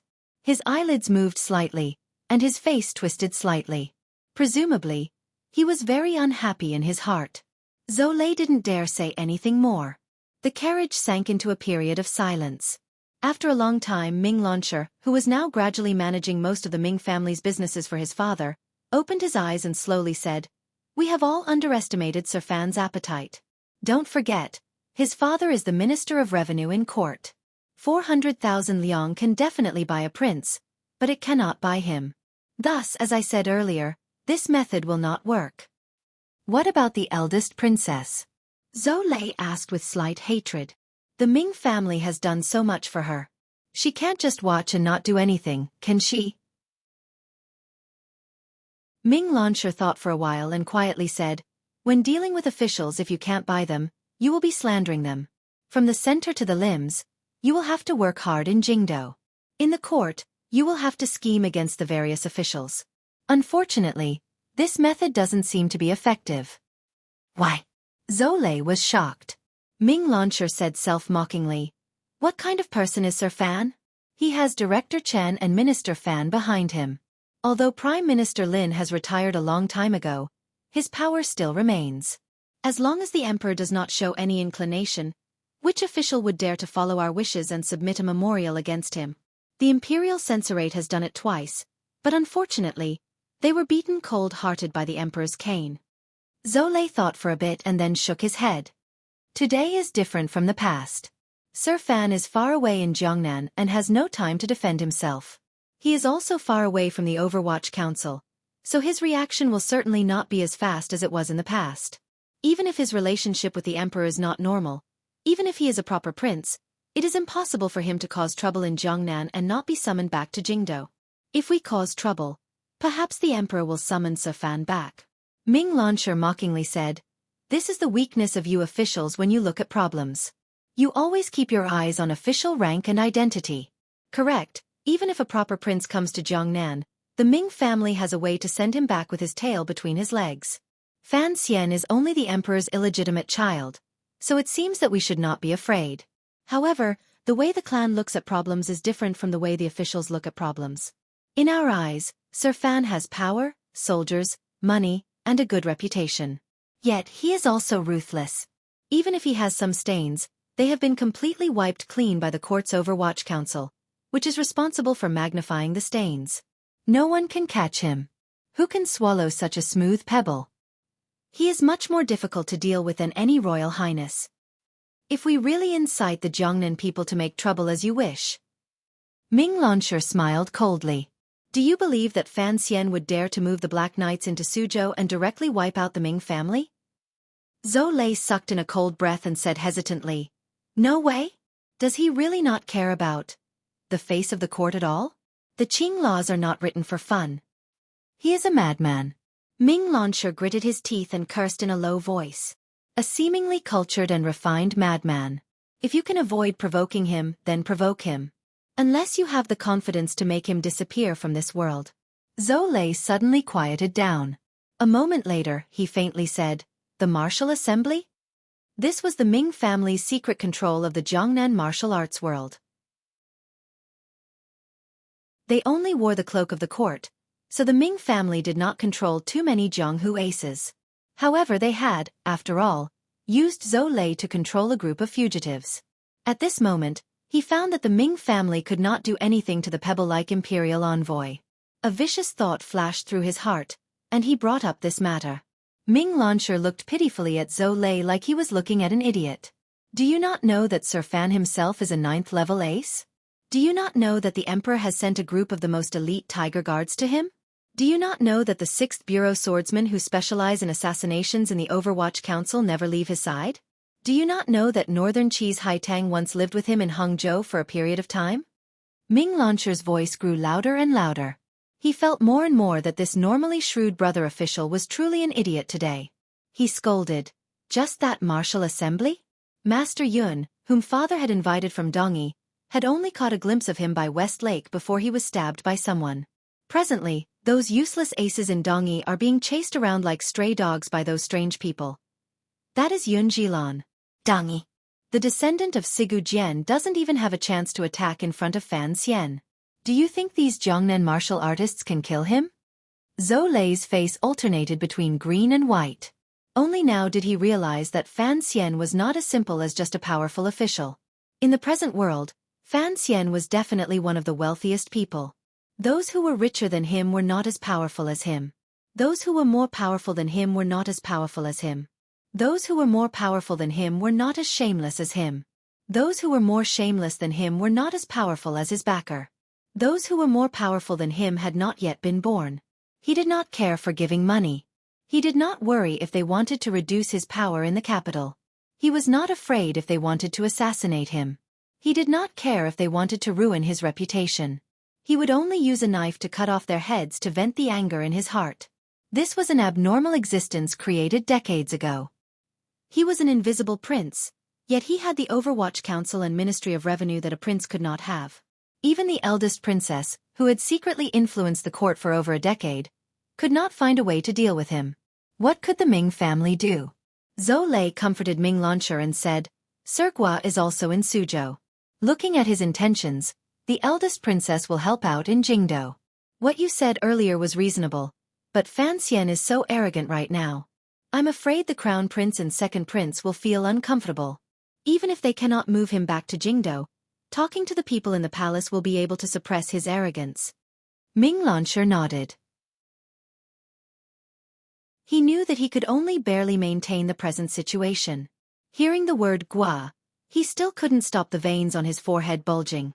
In a cold voice he said, "Tell your superior not to get involved."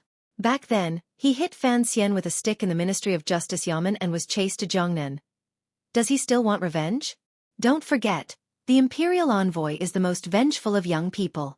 I just hope he doesn't get dragged down by that old white-faced Guozhang. The battle for monthly votes is truly cruel. The chase from behind is too close, so I still have to smile and extend my hand to ask for monthly votes.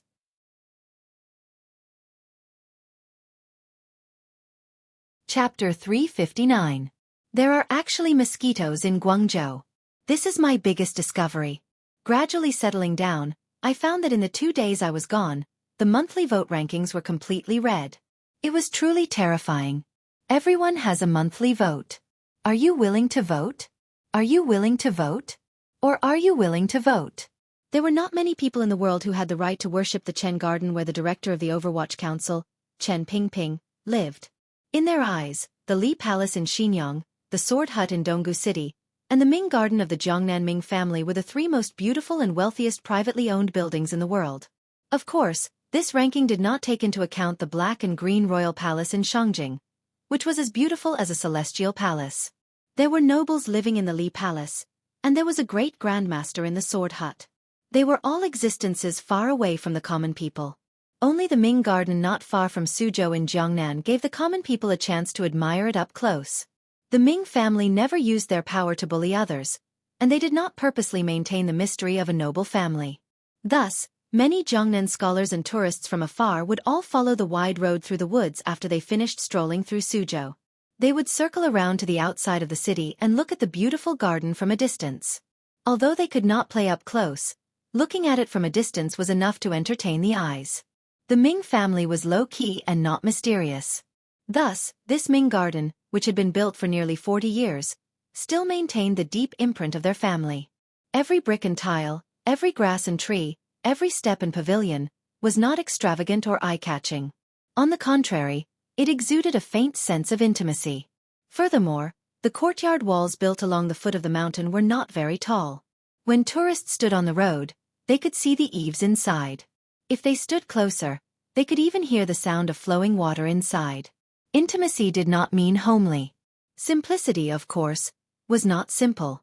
In the eyes of those who truly knew the ropes, they would certainly be able to see that every detail in this pampered garden was impeccable. Each material and design was ingenious.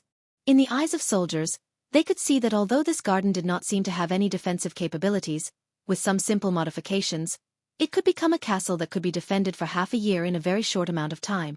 The weather was not very good. In the chilly early spring, there was a light drizzle. Young Master Ming's carriage traveled alone on the road home. He did not see the usual 2 or 3 tourists and women on an outing. The carriage came to a strange stop outside the side door. Young Master Ming pulled back a corner of the curtain and revealed a gloomy face as he looked at the front door of his own home. It seemed to be sending off a guest. A middle-aged man wearing official robes walked into his carriage with a face full of anger. Ming Launcher put down the curtain and turned his head to look at Zhou Lei. He said angrily, "Speak of Guozhang, Guozhang will arrive. How can a superior like you be so tactless?" Zhou Lei was silent. Guozhang was his direct superior. Last year, he was still the imperial censor of the left of the imperial censorate in Jingdou. After the spring examination case, Guozhang had led the 3 departments of the Ministry of Justice to jointly interrogate Fan Xian. At the time, he had relied on the eldest princess to support him and had beaten Fan Xian a few times. He wanted to force a confession out of him. How could he have thought that Fan Xian's background would be so powerful? Not only did he not bring down the Fan family, but he had also offended Prime Minister Lin, the Fan family, and the Overwatch Council. These 3 giants had taken action but did not make much of a fuss. They had easily caused the Minister of Justice, Han Jiwei, to lose his position. At the same time, they had sent Guozhang to Jiangnan. The biggest loss Imperial Censor Guozhang had suffered in this life was because of Fan Xian, so he had always held a grudge. Now that Fan Xian had come to Jiangnan, it looked like Guozhang wanted to incite the Ming family to oppose the imperial envoy. That was why Ming Launcher's expression was so ugly. He thought to himself that old man Gua had moved because of a personal grudge. Today, he had come to his home. He was probably here to exert pressure again. "Father, I have already given the order." Ming Launcher respectfully stood at the bottom of the stone steps in a corner of the little courtyard in Ming Garden and reported into the room. The slightly tired and comforting voice of the current master of the Ming family, Ming Qingda, came out of the room. "Good, no matter what you have to endure this year. Not only did the people of the clan warn us not to let the government catch us, but, Launcher, you have always been calm. Now, you have to be even more careful." Ming Launcher hurriedly nodded his head in acknowledgement. Ming Qingda slowly walked out of the room with a trace of tiredness on his face.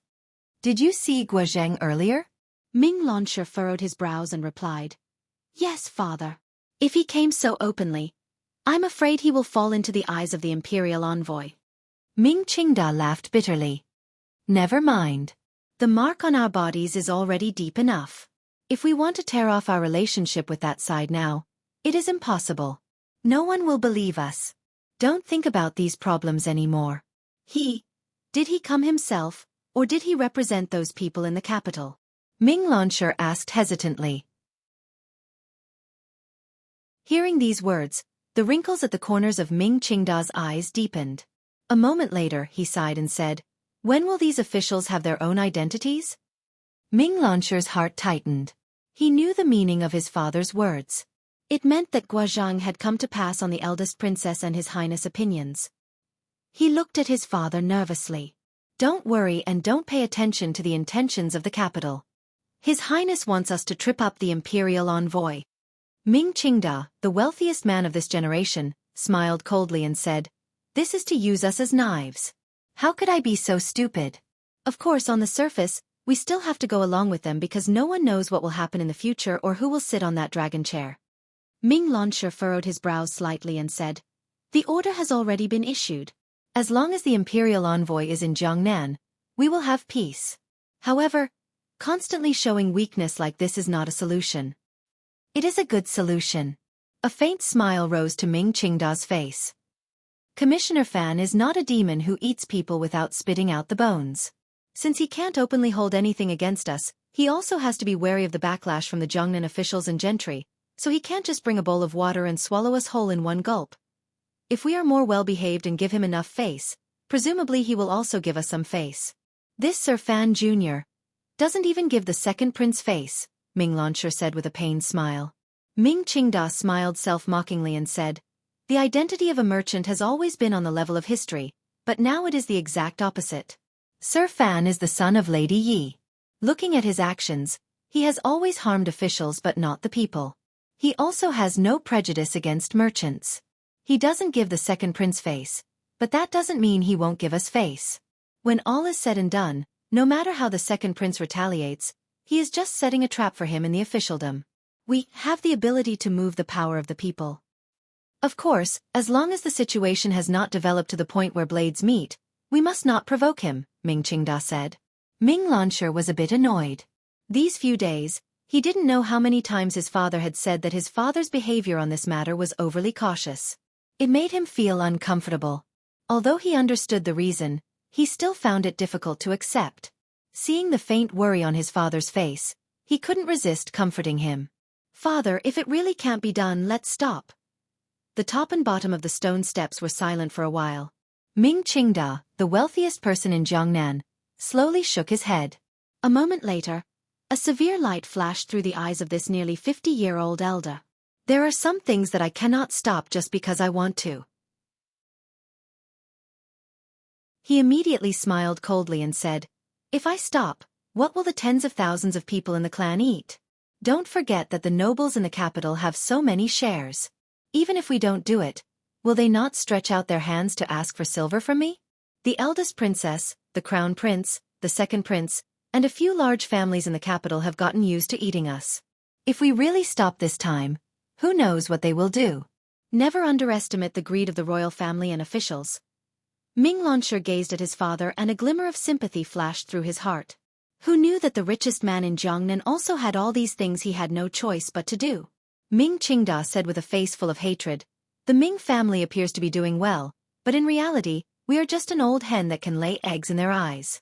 If the old hen doesn't lay eggs, those who originally supported us will probably want to kill us even more than the imperial envoy, and finally eat a delicious meal of chicken. The hatred on Ming Lansher's face was immediately hidden. He cursed in a low voice. If it wasn't for the fact that those people in the capital eat too much silver each year, we would be able to properly sell the palace treasury's products. It wouldn't be much worse than it is now.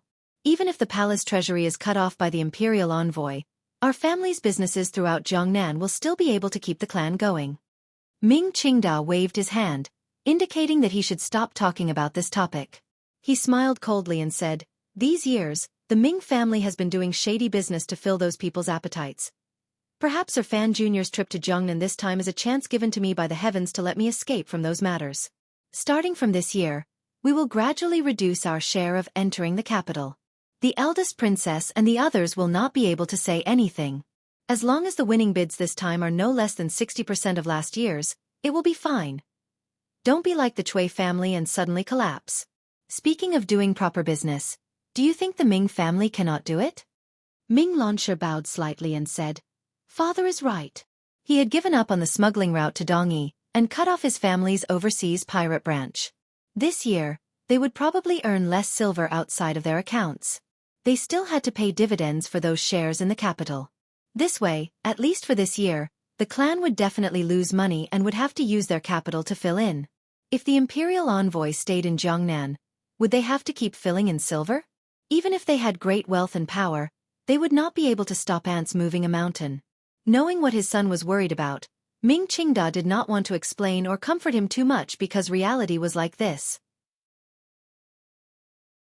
If the Ming family wanted to separate themselves from the past and protect themselves, then they had to pay the price of these 2 years. Speaking of the matter of the palace treasury opening bidding, Ming Lansher thought for a bit and then quietly said, I have met with everyone these 2 days. The everyone in these words referred to any of the famous merchants in the Jiangnan area who had the power to participate in the palace treasury bidding. He continued to report, I have asked a few familiar families. The Xiong family of Lingnan and the Sun family of Quanzhou all know about the current situation. Although it looks like they are eyeing the palace treasury's marketing rights, their target is still the portion left behind by the Xueqi family. They have also promised me that they will not raise the price against us. Ming Qingda nodded and said, Every family wants a piece of this golden rice bowl. However, since we have arranged things first, it is not good for them to openly oppose us, unless they don't want to do business in Jiangnan anymore.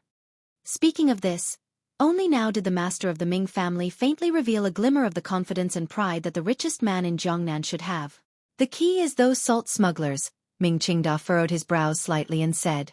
Ming Qingda furrowed his brows slightly and said, those salt merchants are all ruthless characters who fish for money between life and death. They also have plenty of spare money on hand. If they participate in the bidding, it will be troublesome. Although we are not afraid, we will have to fork out a bit more silver. The court rules are very strict, 40% of the deposit. He shook his head and said, it takes up too much. I'm afraid we won't be able to make up for it in the first half of the year. The wealthiest in Jiangnan were the so-called royal merchants and salt merchants. The two sides had originally minded their own business, but now that the Cui family had fallen, who knew whether or not those salt merchants would be eyeing the palace treasury business? Those salt merchants had a lot of money in their hands, and they also had backers in court. The Ming family was faintly worried about this. I have visited all of these salt merchants in Suzhou. Ming Lansher thought of what he had seen and heard these 2 days and replied with some surprise. They were very straightforward. They said they would definitely not enter the doors of the palace treasury this year. I don't know what is going on. Ming Qingda was slightly startled. He thought for a moment and then understood what was going on. He laughed self-mockingly and said, it looks like everyone knows that Sir Fan Jr. is adjusting the channels to leave the palace treasury this year, so no one dares to fight for this bowl of rice at the first opportunity. They are waiting to see how we and the imperial envoy end things. It looks like those salt merchants are preparing to enter again next year. Ming Lansher raised his head and furrowed his brows. Those salt merchants. They don't seem like people who are so overcautious. Who is their backer? Ming Qingda smiled coldly. Our Jiangnan Road official Xueqi, Sir Xue. Xueqi knows what Sir Fan means. At least in this first year, he will suppress the salt merchants and not let them enter the palace treasury to cause trouble for Sir Fan.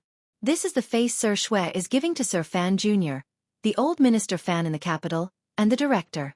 Ming Lansher was silent and speechless. That's fine. Ming Qingda thought for a moment and then said, being suppressed by the imperial envoy's heavenly might, no one will enter the chaos. It will be easy for us to plan.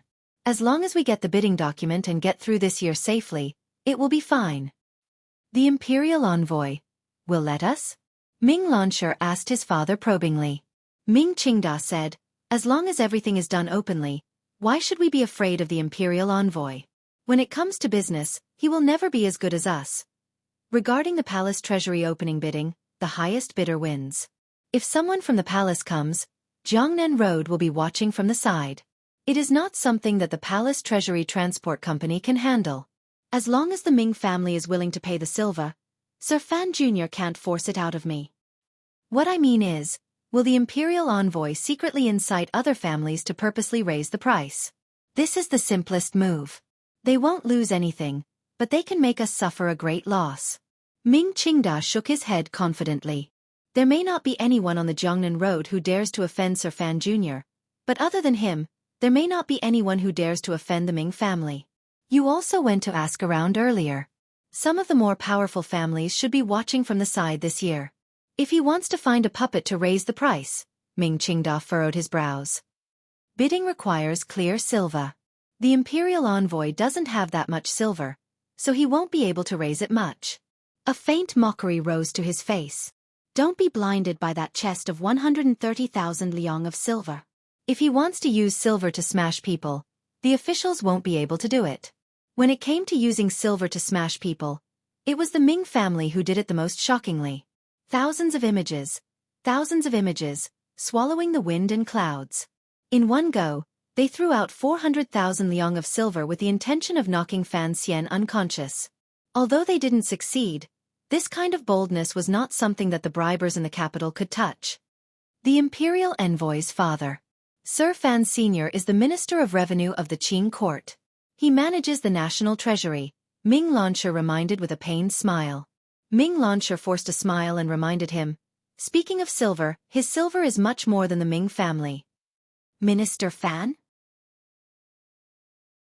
Ming Qingda said with slight mockery.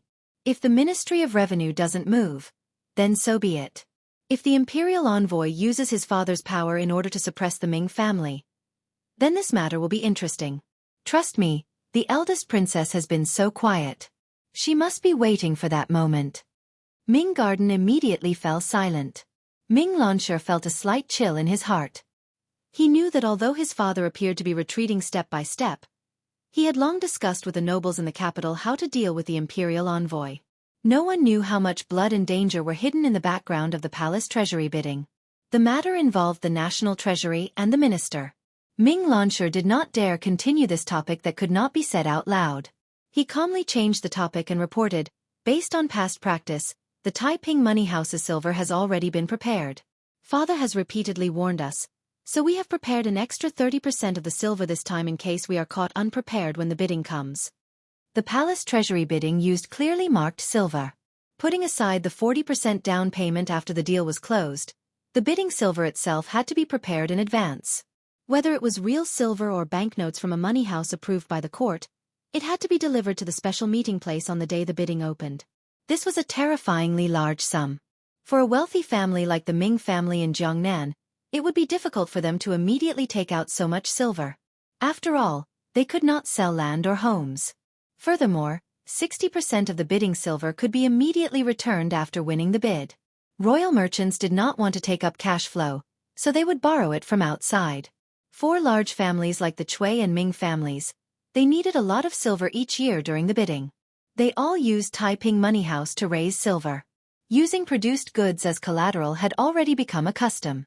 This year, they predicted that the palace treasury opening would be troublesome. Fan Xian would certainly think of a way to make the Ming family bleed more. Thus, the Ming family had the Taiping Money House prepare an extra 20% of the banknotes. Do not underestimate this 20%. The base number was too large. 20% was already a terrifying sum.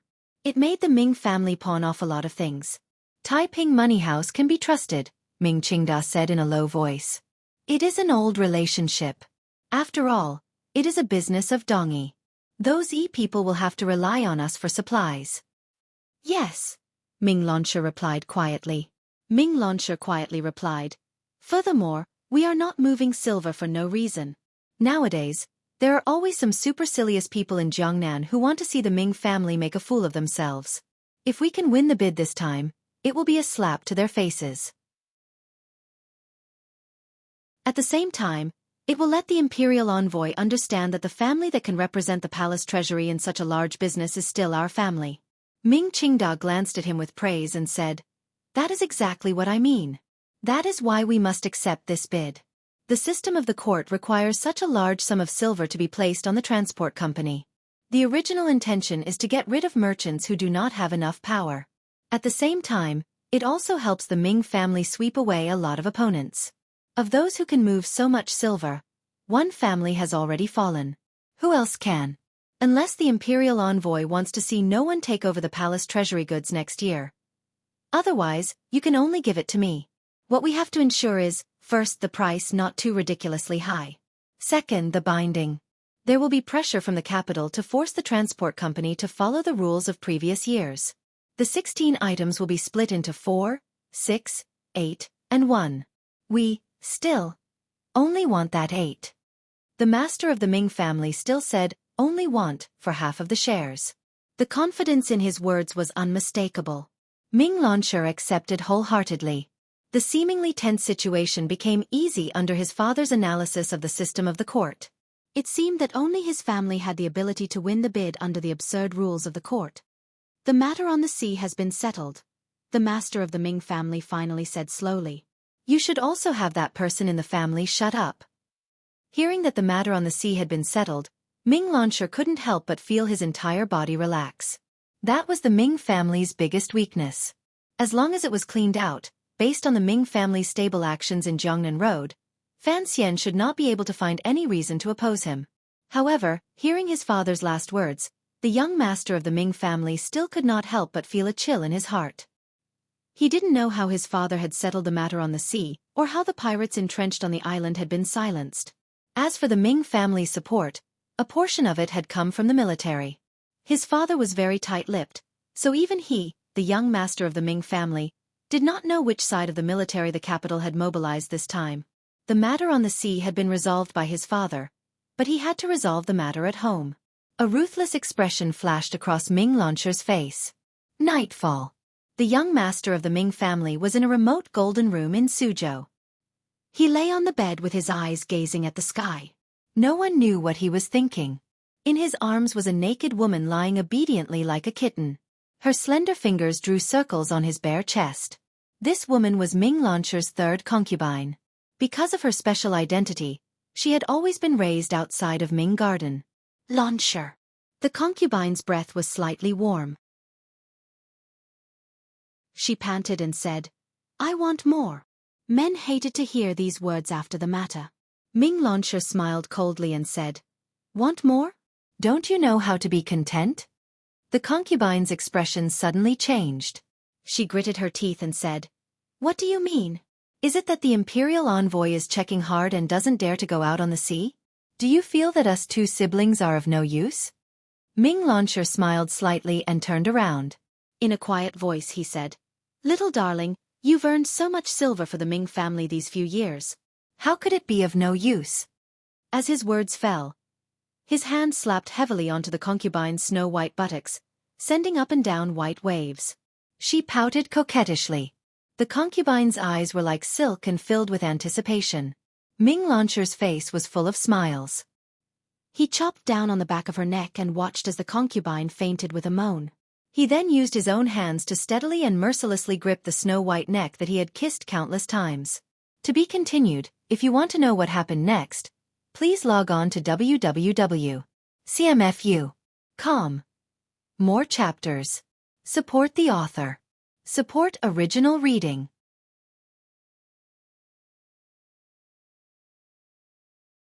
Chapter 360. In the early morning of the second day, a large stone and a sack were missing from the pier outside Suzhou. Someone heard the sound of a heavy object falling into the river. Immediately afterwards, they heard that the young master's third concubine had returned to her home in Xuanzhou to visit relatives. It was unknown when she would return, and the date of her return was uncertain. In the same dusky morning mist, on an island far away from Xuanzhou City, taking advantage of the cover of the night before dawn, many ferocious bird-eating seagulls rushed down from the clouds and landed on the island, densely covering the entire ground. These seagulls greedily lowered their heads, using their blood-stained beaks to peck and tear at something. Because there were too many birds, the fight for food was especially violent. From time to time, seagulls would wantonly bite each other in order to fight for food territory. For a moment, the dusky island's surface was filled with bird feathers flying chaotically, flesh and blood splattering everywhere.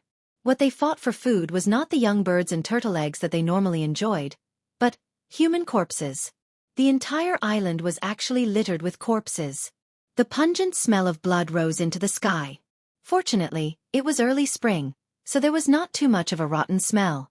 But even so, with so many corpses, it still attracted the attention of many seagulls within a radius of several hundred miles. What a feast! On the island, one could faintly see a pier-like building, but right now there were no signs of people. The dead people had their eyes wide open in fear, their white eyeballs unable to move, covered in a layer of mucus formed after death. It seemed that they never thought that someone would come to the island and kill them. With a chee sound, a seagull accurately pecked at the eyes of the corpse that could not close their eyes. With a bloody eyeball in its mouth, it proudly twisted its neck, and then immediately lowered its head, as if afraid that its companions would fight with it for food. Spreading its wings, it moved to another place, hiding under a reef and began to eat. But it found that this food was a bit hard, and it grabbed its neck, anxiously cackling. The island was covered with corpses, flesh flying to reveal white bones, internal organs pecked out, blood, death, flying, fighting flocks of birds, the aura of death and fear pervading the sea. With one hand, he pushed the corpses above him away with some difficulty and carefully chased away those damned seagulls beside him. A pair of eyes nervously peered out from the gap. After confirming that the group of soldiers had left by ship, this island pirate who had survived the disaster crawled out of the corpses of his companions with lingering fear. The man had been stabbed in the shoulder and was badly mutilated. If it were not for his identity, which allowed him to sense the murderous aura of the soldiers very quickly and pretended to be dead and used the corpse of his comrade to cover himself, he might have died long ago. The soldiers who had come to the island should have been the pirates' companions, but they suddenly became violent. The viciousness of their actions was difficult to describe. It was not until everyone on the island was dead that the leader of the pirates realized that the Ming family had come to silence them. The person who had luckily escaped had a dark complexion. It was obvious that he had lived on the sea for many years. His face was normal, his expression was determined, and his eyes were slightly narrowed. After experiencing such a disaster, he did not seem to panic. He panted as he sat among the corpses of his companions, forcing himself to calm down. He tore off the clothes of his companions beside him and tightly bandaged his own wounds. Then, he began to get up and search for fresh water and food on the island.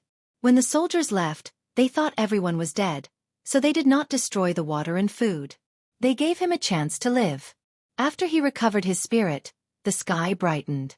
Facing the rising sun, the man slowly sat on the dock and looked at the flock of birds that flew and landed not far away. He looked at the wretched appearance of his companions who had been with him for many years after their deaths. His lips began to turn white, but he resisted the urge to vomit. With a flip of his hand, he picked up a jug of water and poured it into his dry mouth. The people who had died were all his companions, but he would not bury them. For one, too many people had died. It was impossible for him to bury so many bodies by himself. For pirates, if they could not be buried in the sea after they died, it was not necessarily a bad ending for them to be taken into the sky by these seagulls. Thirdly, these pirates had done a lot of evil in their daily lives. Murder and rape were common occurrences. Now that they had been killed by people and then eaten by birds, it could be considered retribution. He was called Xueqi, a native of Xuanzhou. His family background was ordinary, and his ability was ordinary. He spent his years on the sea as a sailor. Sometime last year, the large ship he was on was robbed by pirates. He didn't know what method he used to luckily survive. Furthermore, he joined the inner circle of the pirates and began to become partners with them. On the roaring sea outside Xuanzhou, he did those ugly things. The pirates on this island were the largest on the sea, but, strangely, they did not do much business. Furthermore, the leader seemed to be purposely hiding the movements of this group. After staying on the island for half a year, Xueqi finally discovered that the main business on the island was robbing the Ming family's cargo ships heading to the Western Ocean. Each time they robbed a ship, they did not leave anyone alive, particularly the court officials responsible for escorting the ships. In just half a year's time, because of Xueqi's cool-headedness and cold-bloodedness, he received the appreciation of the leader and became a small leader among the pirates. He began to gradually understand more details and began to have the opportunity to come into contact with some very important matters. Unfortunately, at this time on this night, a group of powerful navy found the small island and slaughtered everyone on the island in an incomparably bloody manner. The morning sun brushed against his face, but it was not refreshing because he was surrounded by dead bodies and flesh. Xueqi's throat gurgled. He recognized the pirate not far in front of him who was being eaten by birds on his thigh. It was Xueqi, who lived in the same cave as him. Xueqi's eyes blinked weakly and stood up with some difficulty. He walked to the side of Xueqi's body and used the wooden stick in his hand to chase away the wretched seagulls. Looking at Xueqi's body, he was speechless for a moment. In the end, he slowly said, "If I go back alive, I will take good care of your parents." After saying this, he decisively threw down his comrade's body and followed the hidden little path under the dock in another direction. The ships on the island had all sunk, but the pirate leader had left a backup plan there. He didn't know if the wooden boats were still there. Xueqi did not walk quickly, but he was particularly determined. He had to quickly return to land. Although he had survived, the subsequent reports had not been sent out. The commissioner's side should already be anxious. As he walked, he wiped away his tears and forced himself not to turn his head to look. Although the pirates behind him all had their own paths to death, after being together for half a year, even if he had a heart of stone, he still couldn't help but have some feelings. At this moment, a flame of anger rose in Xueqi's chest. He was about to get proof that the Ming family was colluding with the pirates. That group of soldiers last night had a powerful battle power. Just which faction did they belong to? Since they had come to the island to silence witnesses, it had to be some big shot in the military who could mobilize the powerful navy along the coast. Was it the Yi family? However, he did not have the right to make a judgment. He only hoped to quickly send this report back to Suzhou. The crying Xueqi was one of the 5 crows of the 4th Bureau of the Overwatch Council stationed in Xuanzhou. He was the secret agent who had once reported to Fan Xian the connection between the Ming family and the pirates. Far from this bird island, outside Suzhou in Jiangnan, in the beautiful Ming garden that seemed unwilling to be tainted by a trace of the secular world, the current master of the Ming family, Ming Qingda, was standing respectfully in front of a chair and replying to the question of the person in the chair. The person in the chair was a woman. An old woman. Even in front of the eldest princess, Ming Qingda had no need to be so reserved and courteous. In front of this old woman, he had to lower his head because this old woman was the true most powerful person in the Ming family. The matriarch, his birth mother. Many years ago, if this old woman had not been vicious and merciless, poisoned the most favored mistress to death, and then chased the seventh prince out of the family after the old master's death, the Ming family's large fortune would probably have long fallen into that person's hands. What share would Ming Qingda have? Each time Ming Qingda looked at his old mother, he could not think of the words, old and virtuous.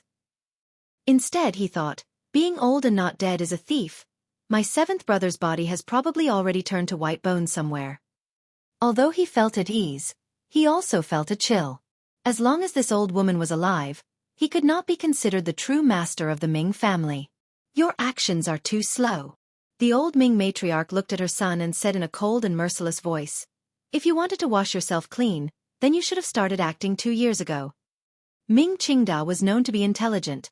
Otherwise he would not have been able to control such a large business of the Ming family. However, in front of his mother, he had been criticized badly. His face heated up and he furrowed his brows.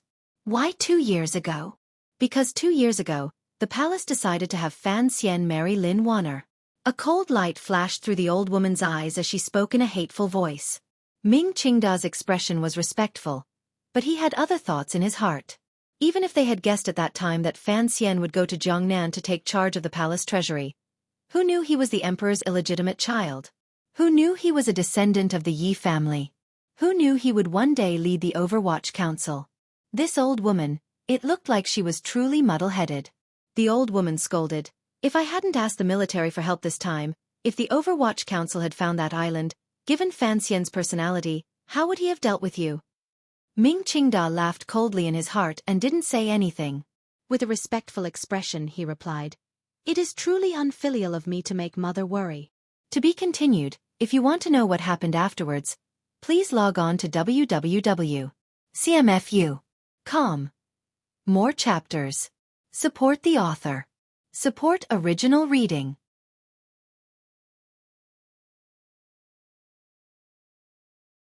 Chapter 361. Time is very messy right now, so it is even messier. P.S. After lunch in the underground tunnel, I saw a few people playing chess to swindle money. I saw one person fall for the trick and move a chess piece. I spoke too much and was glared at by the hidden chess piece. I am not in a good mood and feel inferior because I don't know how to use tyrannical Xueqi. These chapters are instructions. I want to learn this writing method. I don't know how it will turn out. How is Lan Shi today? The old Ming matriarch looked at her son coldly and was concerned about her grandson. Ming Qingda narrowed his eyes and said, the child knows what is important. Besides, he has treated her well these few years. Men, the old Ming matriarch said mockingly. In the end, they are all like this. The old woman thought for a bit and then shook her head. Have Lan Shi have less contact with Master Yuan? A few days ago, I heard that the Imperial Envoy student was opening a brothel in the city. Lan Shi sold the bamboo house and felt uncomfortable. He was planning with Master Yuan on how to break the Imperial Envoy's business. Since we have drawn up the rules, of course, we cannot do the opposite. She continued coldly. Master Yuan is the heir's woman. Have Lan Shi drool less. Besides, it's not like you don't know that the Fan family hates Yuan Meng to the bone. If Fan Xian discovers that Yuan Meng is in Suzhou, he will probably kill her at the first opportunity. If Ming Shi interacts with her, it will be a bit more dangerous. Ming Qingda nodded his head in agreement and was about to leave the room when unexpectedly his old mother still kept him. After a moment of silence, she asked worriedly, our arrangements are, in the end, our arrangements. I feel that after Sir Fan Jr.'s iron hand rectified the palace treasury, he shouldn't be so quiet. Ming Qingda thought for a bit and then replied calmly, Mother, don't worry. After all, our family is a large family with a reputation under heaven. Without concrete evidence, even an imperial envoy would not dare to act recklessly. The old Ming matriarch's eyebrows were all white. Her wrinkled face was filled with worldliness and coldness. In a cold voice she huffed, "Don't dare? He doesn't even want 400,000 liang of shining white snow silver. He must want even more. Other than the Ming family, who else in this world can give him so much silver?" It was indeed so. To raise 400,000 liang of silver in such a short amount of time and deliver it to Fan Xian's hands, this kind of ability was enough to shock the world. Although Fan Xian, incredibly, did not accept it, this could be called the largest bribe in the world. It could already be recorded in the annals of history. Fan Xian didn't even want 400,000 liang of silver. Naturally, what he was after was even greater. "I have thought about it," Ming Qingda said unhurriedly. "The imperial envoy not taking money is not necessarily a bad thing." Last September, the Chui family sent 20,000 liang of silver to Yisher Tavern. Sir Fan Jr. kindly accepted it, but as soon as he turned around, the Chui family was wiped out. So, whether or not he accepted the silver does not mean this strange sir has any thoughts. Since ancient times, accepting silver to do things was a matter of course. Fan Xian accepting 20,000 liang of silver from the Chui family, not only did he not give them any benefits, but he also struck like lightning and toppled the Chui family. This action completely destroyed Fan Xian's reputation on the Jianghu for bribery. The Jiangnan merchants bore a deep grudge against this matter. The old Ming matriarch's cheeks were weak. When she smiled, they appeared particularly terrifying. She mockingly said, "The Chui family is also petty and can't even see things clearly. Their precious son offended Fan Xian in Shangjing in northern Qi and was punished to kneel in the middle of the night. They want to use 20,000 liang of silver to smooth things over?" Sir Fan Jr. did not accept this silver to do things for the Chui family. He only expressed that he no longer bore a grudge against the Shangjing matter. As for what happened afterward, who knows what happened? Speaking of this, the old woman furrowed her brows and asked, "How is Hui'er?" Ming Qingda replied, "Her mood is better." Under the eldest princess's secret arrangements, the Chui and Ming families were carrying out a marriage alliance. The Hui'er mentioned now was the wife of the third generation of the Ming family, Ming Lanshi, Chui Zhihui. After the Chui family had been toppled by Fan Xian, although those prominent figures had survived under Yan Xiaoyi's protection, their families had been destroyed and their people scattered. Qian Guan had left in a romantic manner. The bride who married into the Ming family could not help but feel terrified and wash her face with tears every day. After talking about some family matters, the old Ming matriarch brought the topic back to the main topic. She narrowed her eyes and said, "The shopkeeper of Taiping Money House came to say earlier that the silver our family has deposited is pretty much all prepared this time. However, a few days ago, you came to tell me about Zhaoshang Money House. What is its background? How come I've never heard of it?" "I am a bit worried about Taiping Money House," Ming Qingda furrowed his brows and said. "The Shi Chanli you mentioned earlier, I heard he had withdrawn a few large sums of silver from the money house. If the court or the imperial envoy has done something, I'm afraid there will be some problems." He saw that his mother did not say anything and was deep in thought. He then continued, "Zhaoshang Money House is a new one. It only appeared in Dongyi last year. As you know, most of the money houses nowadays come from Dongyi. I've asked someone to investigate the shares and background behind them. There shouldn't be any problems. What I am thinking is that if the price of the palace treasury bidding is raised by the imperial envoy, there must be a guarantee of future cash flow. Other than Taiping Money House, there must be another way out." The old Ming matriarch opened her eyes and smiled coldly. "What kind of background makes you believe it so? Our family does palace treasury business, and the silver we need is like flowing water. How can a small money house be in such a rush? Fan Xian going to Jiangnan actually messed up your thoughts. You really don't have much of a future." Ming Qingda's heart was slightly angry, but he still maintained a smile on his face. He explained, "The main thing is that the background is reliable. Guess who is behind that Zhaoshang Money House? Don't try to be mysterious with me." The old Ming matriarch glared at her son with disgust. Ming Qingda coughed and said, "I've investigated clearly. Most of the shares in Zhaoshang Money House belong to the Shen family. The northern Qi court chased after them very hard. Back then, the Shen family's money manager fled to Dongyi. Only then did he start this business. The Shen family? A glimmer of interest finally appeared in the old Ming matriarch's eyes. The provost of the Northern Qi Discipline Commission, Shen Zhong? That's right. The old Ming matriarch was silent for a moment and then smiled dryly. The Northern Qi court confiscated the Shen family. Young Lady Shen fled alone, and there has been a sum of wealth that has not been confiscated. Back then, Shen Zhong and the Cui family worked together to control the palace treasury smuggling to Northern Qi. Who knows how much silver was saved? If it was his family, then this money house does have some financial power. Most importantly, Zhaoshang Money House's true backer is a very powerful family in Dongyi. Ming Qingda struck while the iron was hot.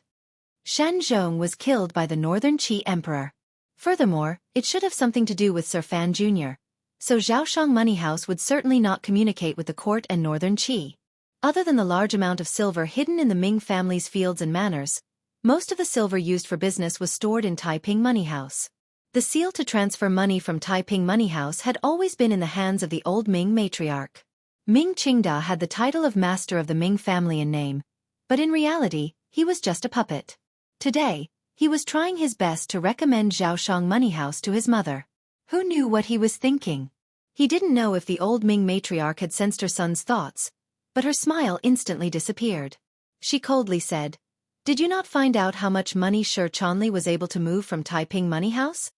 Ming Qingda felt a thread of cold sweat trickle down his back. He forced himself to be calm and said, "Taiping was forced by me." Their old shopkeeper had no choice but to break the rules and give me an actual number. I'm not sure where the silver Shi Chanli was able to get came from, but it should be from the Fan family. The total number should be around 50,000 liang. The old Ming matriarch huffed coldly and didn't speak. She only stared at her son. Ming Qingda became more and more nervous. After an indeterminable amount of time, the old Ming matriarch sighed and said, "Let's not rush to contact Zhaoshang. First, Shi Chanli doesn't have much silver to move. It's not enough to make trouble for us with the bidding. Second, behind Taiping Money House is Sigu Jian, that strange old creature. What this money house cares about the most is credibility. If you let them break the rules, that is because Sigu Jian needs the Ming family to send goods to Dongyi. If you turn around and start flirting with Zhaoshang Money House, how could they feel comfortable? Third, even if Zhaoshang Money House has the Shen family's money behind it, it actually doesn't amount to much. Even if there are the large clans in Dongyi you spoke of, Dongyi is also very chaotic. The so-called large clans are probably a thorn in Sigu Jian's side. Why should we offend Sigu Jian?" Ming Qingda raised his head as if he hadn't expected his mother to speak to him so warmly. The old Ming matriarch finally came to a conclusion. "We can have some small dealings with Zhaoshang Money House. As for the palace treasury, we must still go through Taiping Money House to be on the safe side." Ming Qingda didn't say anything more. He always felt that behind his mother's warmth hid a knife that could kill without seeing blood. However, he was still not satisfied in his heart. In doing business, capital was important.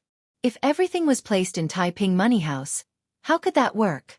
There was a slight deviation in the judgment of mother and son. It was this deviation that led to the troublesome matters later on.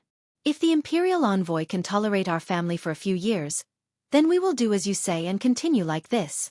If he must destroy the Ming family, you know what to do. Ming Qingda bowed his head in acknowledgement. After a moment of silence, he said, "The Juanshang conference is next month. I'm afraid there won't be enough time." The old Ming matriarch looked at him coldly. Killing people is not an urgent task. As for the Juanshang conference, the Ming family has raised the Jiangnan martial world for so many years and protected them under the eyes of the court for so many years. Shouldn't they have some repayment? The killing people in these words referred to killing Fan Xian.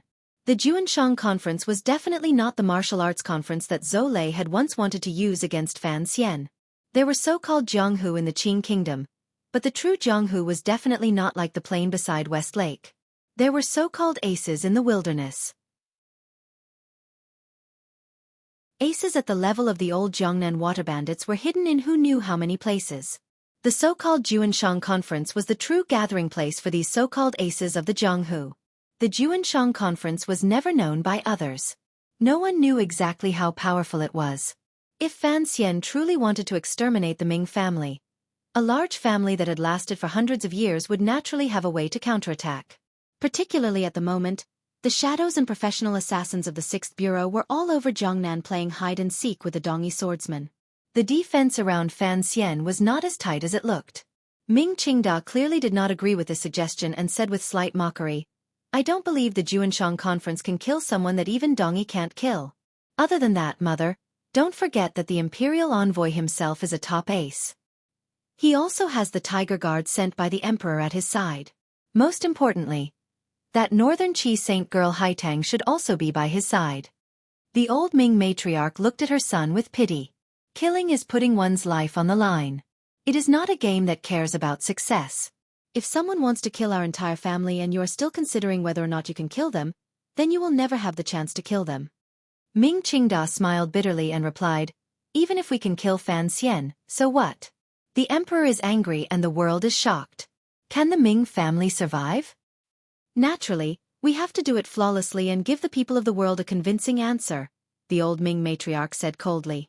"If Fan Xian can be killed, naturally, it will be Dongi's Sigu Jian who did it. What does it have to do with the Ming family? In any case, Sigu Jian has taken the blame many times these years. One more doesn't matter." Ming Qingda mockingly said, "Perhaps this excuse can only fool us, but it cannot fool the people under heaven, much less the Overwatch Council and the Emperor."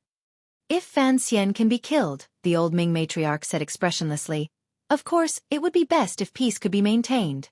But if that day truly comes, I believe that the wise emperor of the Qing court will not shake the entire Jiangnan and the foundation of his rule for the sake of a dead illegitimate child. If the matter can be suppressed to the smallest degree, the emperor will certainly suppress it. A living Fan Xian is more valuable than 10 Ming families, but 10 dead Fan Xian cannot compare to a broken Ming family. The emperor does not like the Ming family, but he cannot destroy the Ming family. Thus, the emperor only hopes that this time, Fan Xian will be able to seize the Ming family completely into the hands of the court. If you can understand this, then I can rest assured in handing this family to you."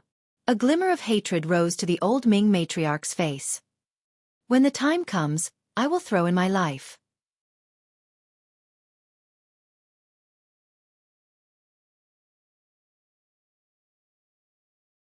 Chapter 362.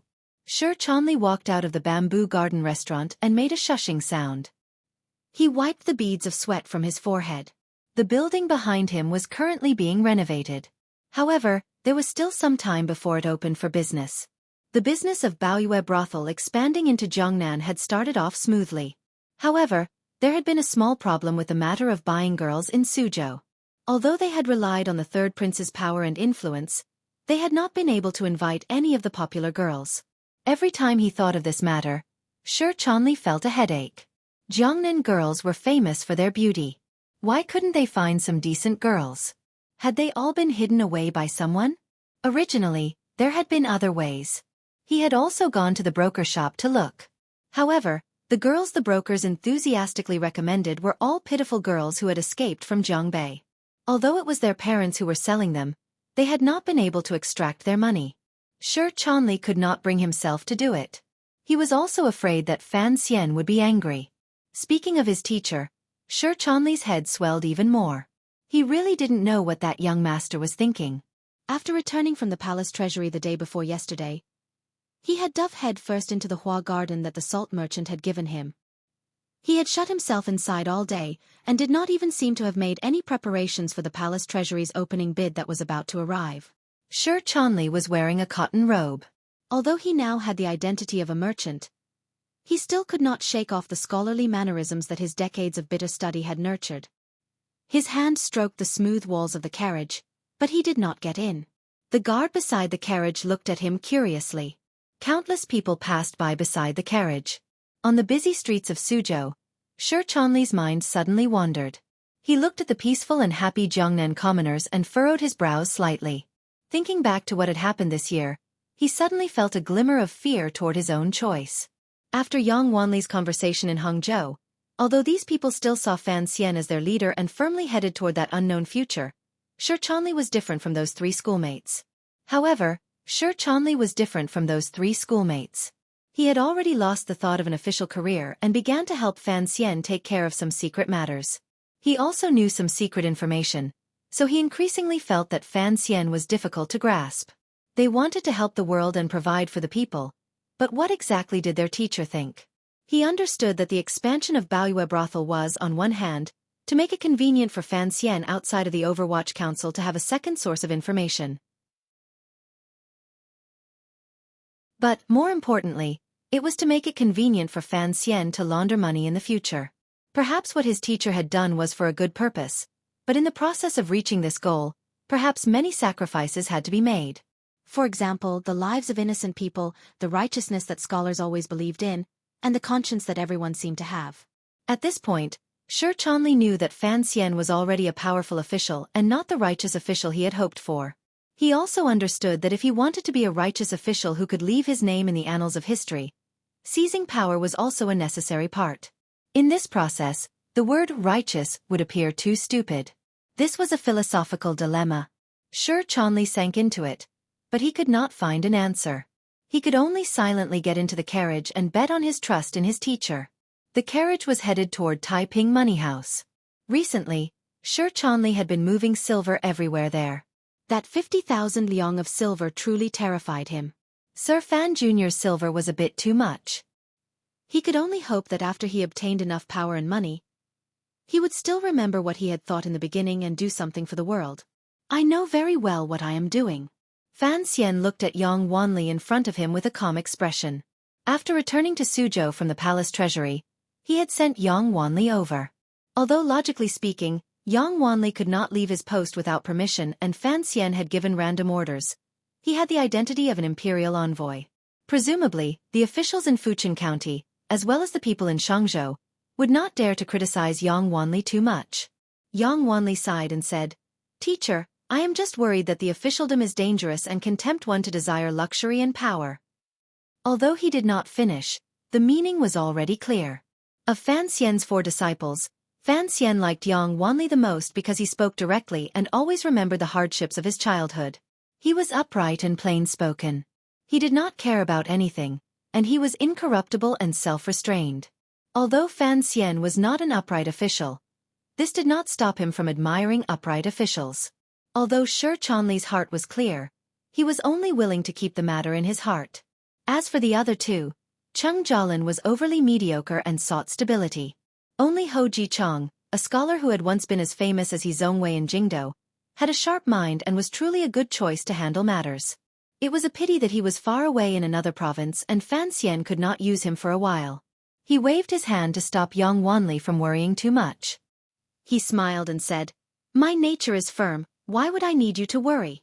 Don't always be afraid that I will slide into the abyss of evil. Once I get used to the darkness, I won't be able to see the light." Yang Wanli was slightly startled. He then thought about what kind of person his teacher was. How could he be so useless? Perhaps he had been worrying too much. "Money is only a tool," Fan Xian said. "Anyone who is greedy will always need to use money to exchange for some kind of physical or psychological pleasure. For a person who has enough money, greed for money. If it is not to count silver, then it must be for some other purpose." Yang Wanli shook his head and said, "Greed is difficult to satisfy. There are too many such things in the world." Although Fan Xian often said strange words, Yang Wanli was already used to it. In any case, he understood the general meaning. "I'm not a eunuch," Fan Xian said with a smile. "I don't have any special interest in things like silver." Yang Wanli smiled bitterly and thought, if you don't love silver, then why use Xueqi's name to run a brothel? In particular, the operation against the Ming family and the palace treasury this time was clearly to steal silver. When the time came, how much would be handed back to the court? Fan Xian completely ignored his student's silent criticism and said straightforwardly, "I called you over this time because there are some things I need to tell you." Although Yang Wanli disapproved of some of Fan Xian's methods of doing things and felt conflicted in his heart, for the things Fan Xian gave him, as long as they did not violate the law, he would carry them out with great care and effort. "Please give me your orders." He looked at Fan Xian's serious expression and thought it was a matter of government, so he changed the way he addressed him and replied very seriously. Fan Xian glanced at him and said carefully, There will be an appointment coming from the capital immediately. You will be transferred to the Ministry of Works. I'm letting you know in advance so you won't be confused." Hearing these words, Yang Wanli was startled and truly confused. He was doing well in Fujian County. According to tradition, he would be able to enter the province next year. Not only did his career look good, it was also the right path. Although he was a loyal person, it was not that he did not understand the entanglements in the officialdom. Of course, he knew why his teacher had sent the three of them to the provinces after the spring examinations and not find a way to stay in the various ministries in Jingdo. Because the Fan family's power in Jingdo was already strong enough, they needed some help in the provinces. This was the reason Yang Wanli had been sent to Fujian County. Hearing that he was going to be transferred to the Ministry of Works, Yang Wanli was a bit confused. Given his rank, he could still help his teacher do some things outside the capital. After returning to the capital, his official position would be so low that he couldn't even speak. He didn't know what deep meaning his teacher had in this arrangement.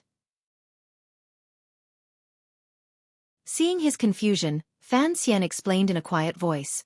"Entering the Ministry of Works from a local place, according to tradition, you will move up half a rank. Don't think this is something I did again. As for why I'm letting you enter the Ministry of Works, you don't need to guess too much." Yang Wanli nodded with confusion. "There are 4 departments in the Ministry of Works," Fan Xian stared into his eyes and said. During the new policies in the first year of the Qing calendar, the Ministry of Water was changed to the Ministry of Clear Water. This time, you will be entering the Ministry of Clear Water. Yang Wanli opened his mouth slightly, thinking that he could guess what his teacher was preparing to do. His tender face flushed red as he said, "Darren, although the repair of the river works costs a lot of silver, this silver cannot be touched." Fan Xian paused and immediately scolded laughingly. "What kind of pig brain do you have? Did the scolding in Hangzhou not wake you up?" Only now did Yang Wanli come to his senses.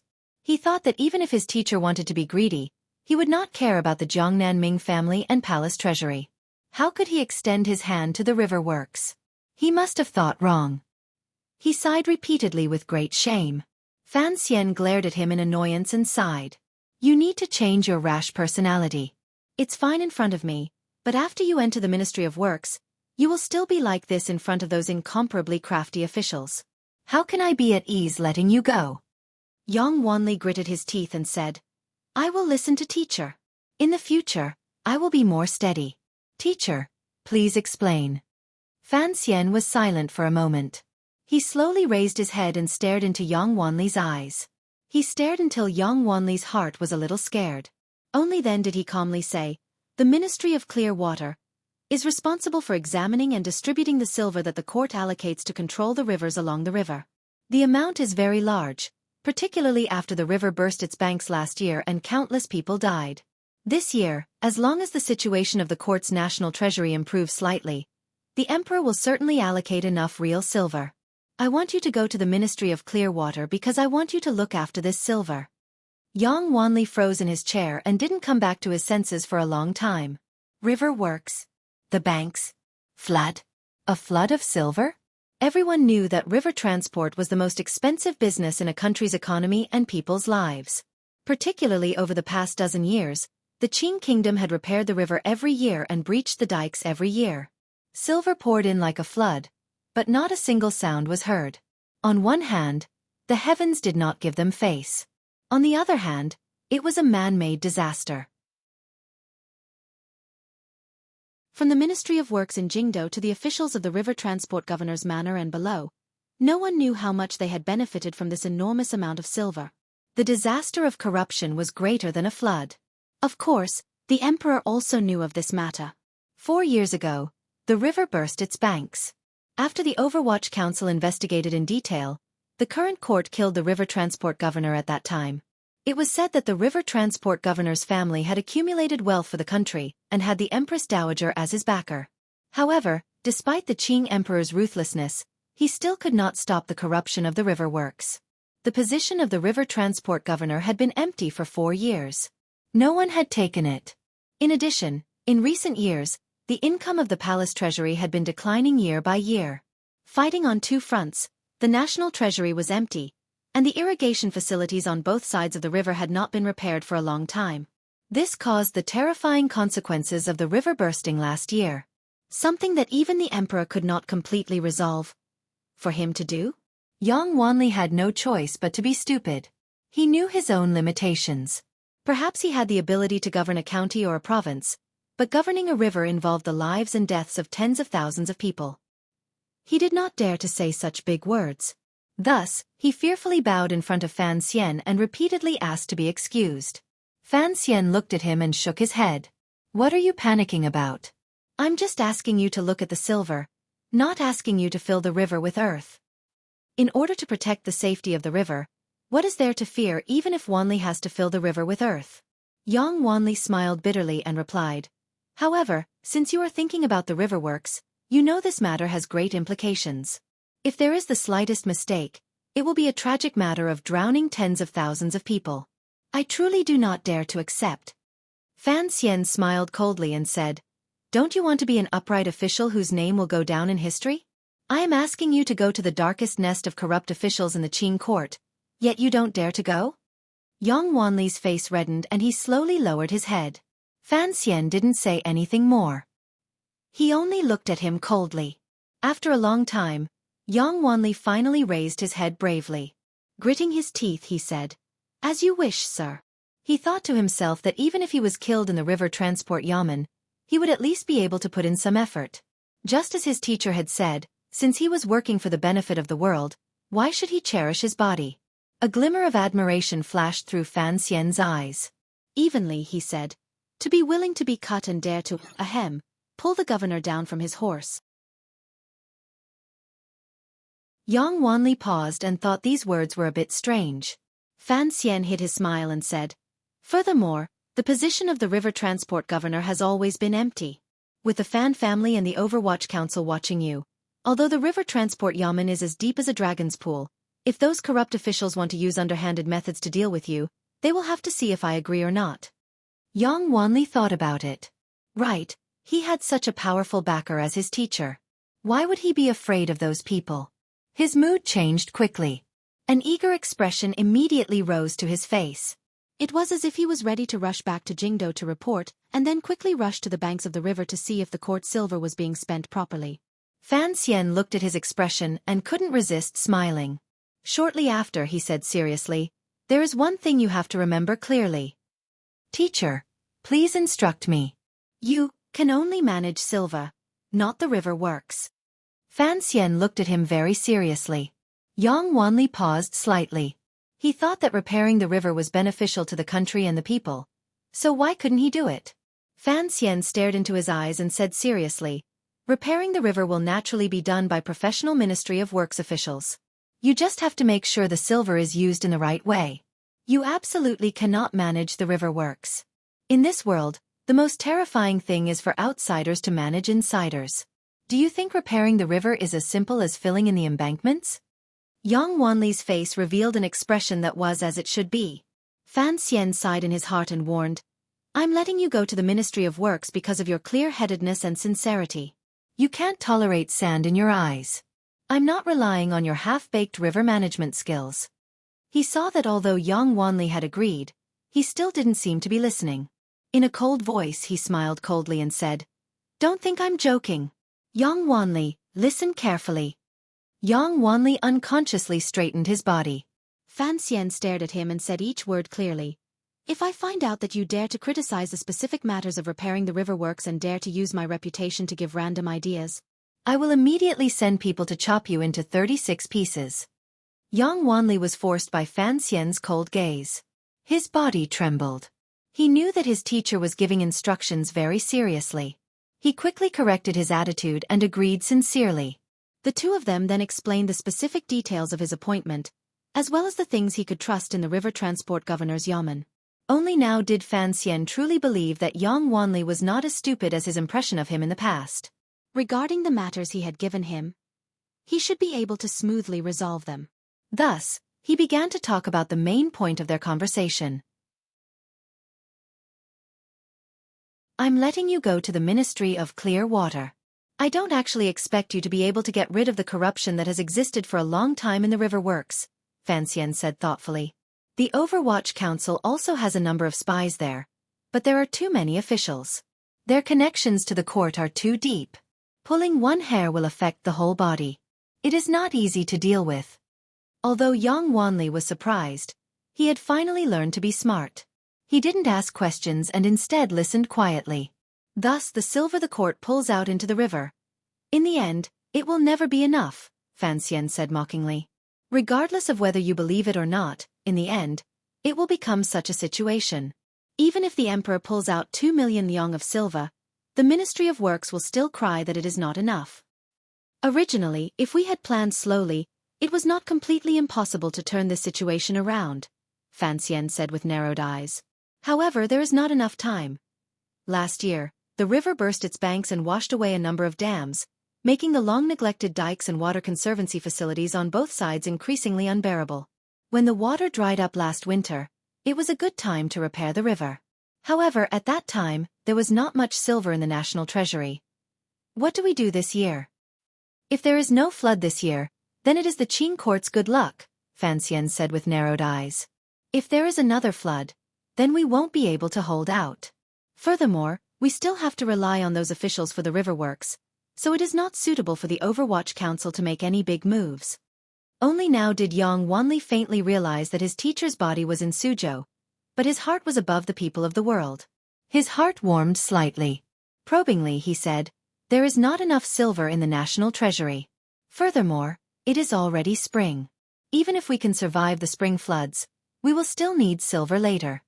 "This is the true reason I have you go to the Ministry of Works," Fan Xian said calmly. "I will raise a large amount of silver. Most of it will go through the Ministry of Revenue into the National Treasury, and then to the River Transport Yamen.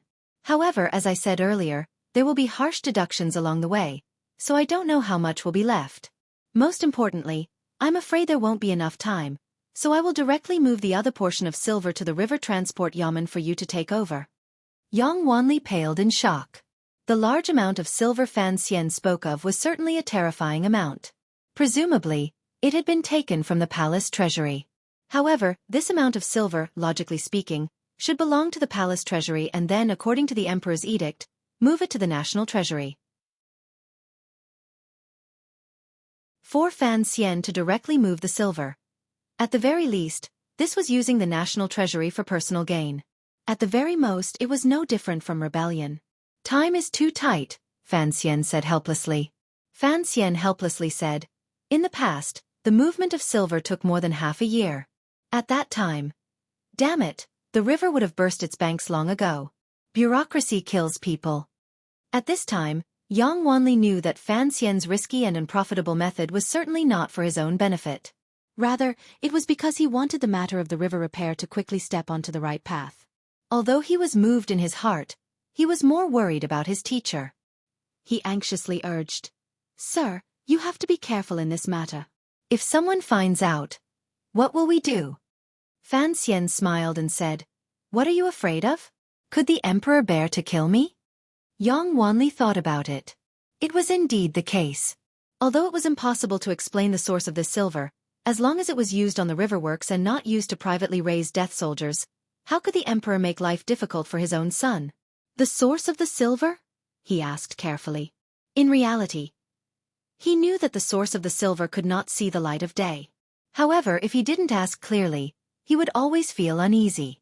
"Swindling, cheating, stealing, I like to eat rich people," Fan Xian said with a smile.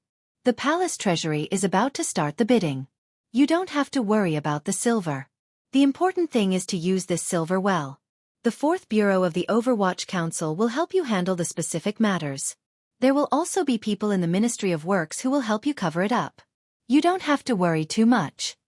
Yang Wanli understood as soon as he heard this. For such a large sum of money to be poured into the river works through unconventional channels, of course, the upper echelons of the court had to turn a blind eye to it. Perhaps the mastermind was his teacher's father, the Minister of Revenue, who had always seemed somewhat quiet.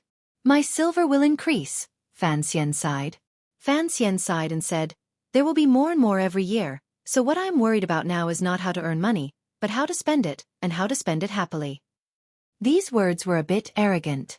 However, he had yet to swindle the Ming family's silver into his hands, yet he was already thinking about how to spend it. This matter was inevitably a bit absurd. The position of River Transport Governor has been vacant for 4 years. Fan Xian smiled slightly at his most stubborn student. I hope that in the near future, you will be the Qing Kingdom's River Transport Governor. Furthermore, you will be the first non-greedy river transport governor in history. Yang Wanli stood proudly. A red sun rose in his chest and lofty sentiments rose. The reason he had to move Suzhou's silver into the riverworks was to make the most of the time. Before the autumn floods, he had to make the minimum repairs to the riverbanks riddled with holes. Naturally, Yang Wanli did not want to stay any longer. He hurriedly took his leave. He had to return to Fujian County to give his report. He also had to report to the capital and return to the river transport yamen. These tens of thousands of li were indeed tens of thousands of li. Fan Xian sat comfortably in the chair and waited for the person who was about to arrive. He didn't have to wait long before Hai Tang pushed open the door and walked in. She looked at Fan Xian like she was looking at a god. A moment later she quietly said, "The question is, where did you get so much silver?" "Tomorrow, the palace treasury will open the bids," Fan Xian said with a smile. Fan Xian smiled and said, "If Xueqi is not an idiot, he will certainly be able to raise the price to a suitable level. 40% of the deposit is not a small sum. Since the Ming family has so honestly handed over the silver to the transport company with both hands, I have to spend it to be worthy of the Ming family." Hai Tang shook her head and said, "The imperial censor has already come from the capital. The Jiangnan governor's manor will also send people to listen. You won't be able to move much of this silver." She continued, "Even if Xueqi is able to take over the Cui family's route, it will still take at least 7 months for the goods to turn into cash." Fan Xian smiled and gazed at the girl. "In any case, it is to transport goods to the north. In any case, your emperor is going to pay up. Furthermore, my transport company Yamen has enough silver stored away. After the matter is settled, I will transfer some silver from Taiping Money House to use first. Presumably, you won't have too many objections." Hai Tang immediately smiled bitterly and said, "That is not bad. It is only 7 months. You can always pay it back. However, the emperor does not know of your arrangements. Furthermore, using the silver that the Qi internal court has worked so hard to save for so many years to build a river for the Qing kingdom. No matter how you look at it, this cannot be justified, right?" This matter could not be justified. If the clever little emperor of northern Qi knew of Fan Xian's way of playing, he would probably be so angry he would vomit blood. Fan Xian spread out his hands and gazed at Hai Tang with a compassionate expression. Duo, you once said that the people of the world are all favored by heaven. We have to treat them as people. If the river bursts its banks and drowns the Qing people, are they not people? Do you have the heart to watch this happen? The silver of the northern Qi internal court, the silver of the Ming family, the silver of the court. Are they not all the silver of the people of the world? I am only taking a great risk to use it on the people of the world. What is wrong with that? Hai Tang smiled slightly and nodded. Of course, it is not bad to use the silver of the people of the world on the people of the world. However, if in the future there is a time of famine in the Qi territory, I hope that Sir Fan will not be stingy with your assistance. Fan Xian didn't even think about it. With a smile on his face he said, "Of course." It seemed that Hai Tang had not expected him to answer so quickly. She couldn't help but freeze to the spot. She didn't know if he truly thought this or if he was just casually making a joke. After all, there were too few people in this world who truly did not have the concept of a country. Hai Tang shook her head and said, "Let's not talk about the matter of silver for now. However, you truly surprised me today. I have seen many officials and powerful officials who are greedy for silver, but I truly did not think that you would use your greedy silver on such a matter." Fan Xian slowly raised his head and said with a not quite there smile, "Is it hard to understand? In reality, it is very easy to understand.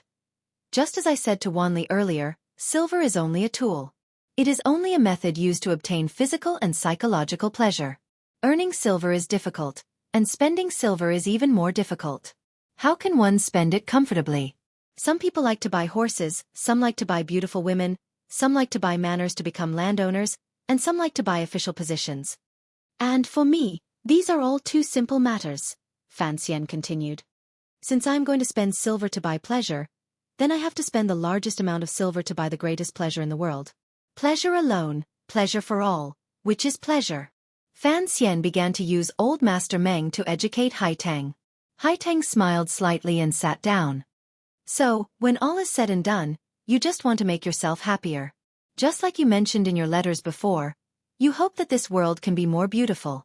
If you live in it, you will also be more at ease. Correct, Fan Xian said with a smile. Fan Xian smiled and said, even if you live in luxury and gather power in one body, once the country falls and people die, how can you enjoy it? Even if you sing loudly, have beauty to accompany you, and travel the world without a trace of cloud, your body is surrounded by hungry corpses and black crows pecking at you. How can you be happy? Raising a dog to bite people and laughing loudly, this is a very low-quality life of a hedonistic young master. I cannot be happy. In the end he came to a conclusion. One person is good, but tens of thousands are not. This is not good. Only when everyone is good is it truly good. Haitang stared into his eyes and suddenly shook her head helplessly. I really don't know which of your words are true and which are false. Just what kind of person are you? Fan Xian thought for a bit and then said sincerely, why has no one ever believed me? Actually, I am a good person. Haitang lowered her head and hid her lake-like clear eyes. In a quiet voice she said, good person, tomorrow the palace treasury opens the bidding. Do you plan to continue being a good person? Fan Xian's expression calmed. Sometimes, not only am I not a good person, I am also an evil person, a butcher. However, these two do not conflict. Haitang did not continue this topic. She seemed to ask very casually, these 2 mornings, you have begun to resume your cultivation again. Is the condition of your zhenqi better? In reality, starting from the lakeside in the west of Hangzhou, Fan Xian's daily routine meditation at dawn and dusk had begun to recover. However, for some reason, he unconsciously avoided Haitang. It was as if there were some things he was hiding from her. Now that Haitang had asked this to his face, Fan Xian did not respond. He only smiled and shook his head. Haitang smiled faintly and asked again, the idea of spending money you spoke of earlier is indeed new. However, there are many injustices in the world, and there are many poor and needy people. Why did you choose the river works first? Charitable halls will gradually open in various places. The court will think of a way to settle the refugees in the Jiangbei area. The emperor and I have discussed this before, Fan Xian said calmly. I must hold at least a portion of the palace treasury's silver in my own hands, and then use it to do some appropriate things. Is this the last wish of some elder? Haitang asked curiously. Fan Xian smiled and didn't say anything. You still haven't answered me. Why did you choose the river works first? Fan Xian still did not answer. A picture appeared out of thin air in his mind. In the picture, a beautiful yellow-robed woman was standing on a rock by the river. Her face was full of worry as she looked at the ferocious flood dragon in the river, and the laborious commoners on the other side of the riverbank. Rest first, he said quietly. Tomorrow, the palace treasury opens. There is still a battle to fight. Please everyone, vote for me. The situation is tense, and the mood is exciting. It is as if I have returned to the month of the new book. Scratch my head. The month of the new book is actually being nagged at by the situation of the battle is not as tense as it is now. To be continued. If you want to know what happens next, please go to www.cmfu.com. There are more chapters. Support the author. Support the original reading. You're tuning in to the Xueqi's Martial Arts Saga YouTube channel. Don't forget to subscribe and join us on this journey to catch the most captivating stories.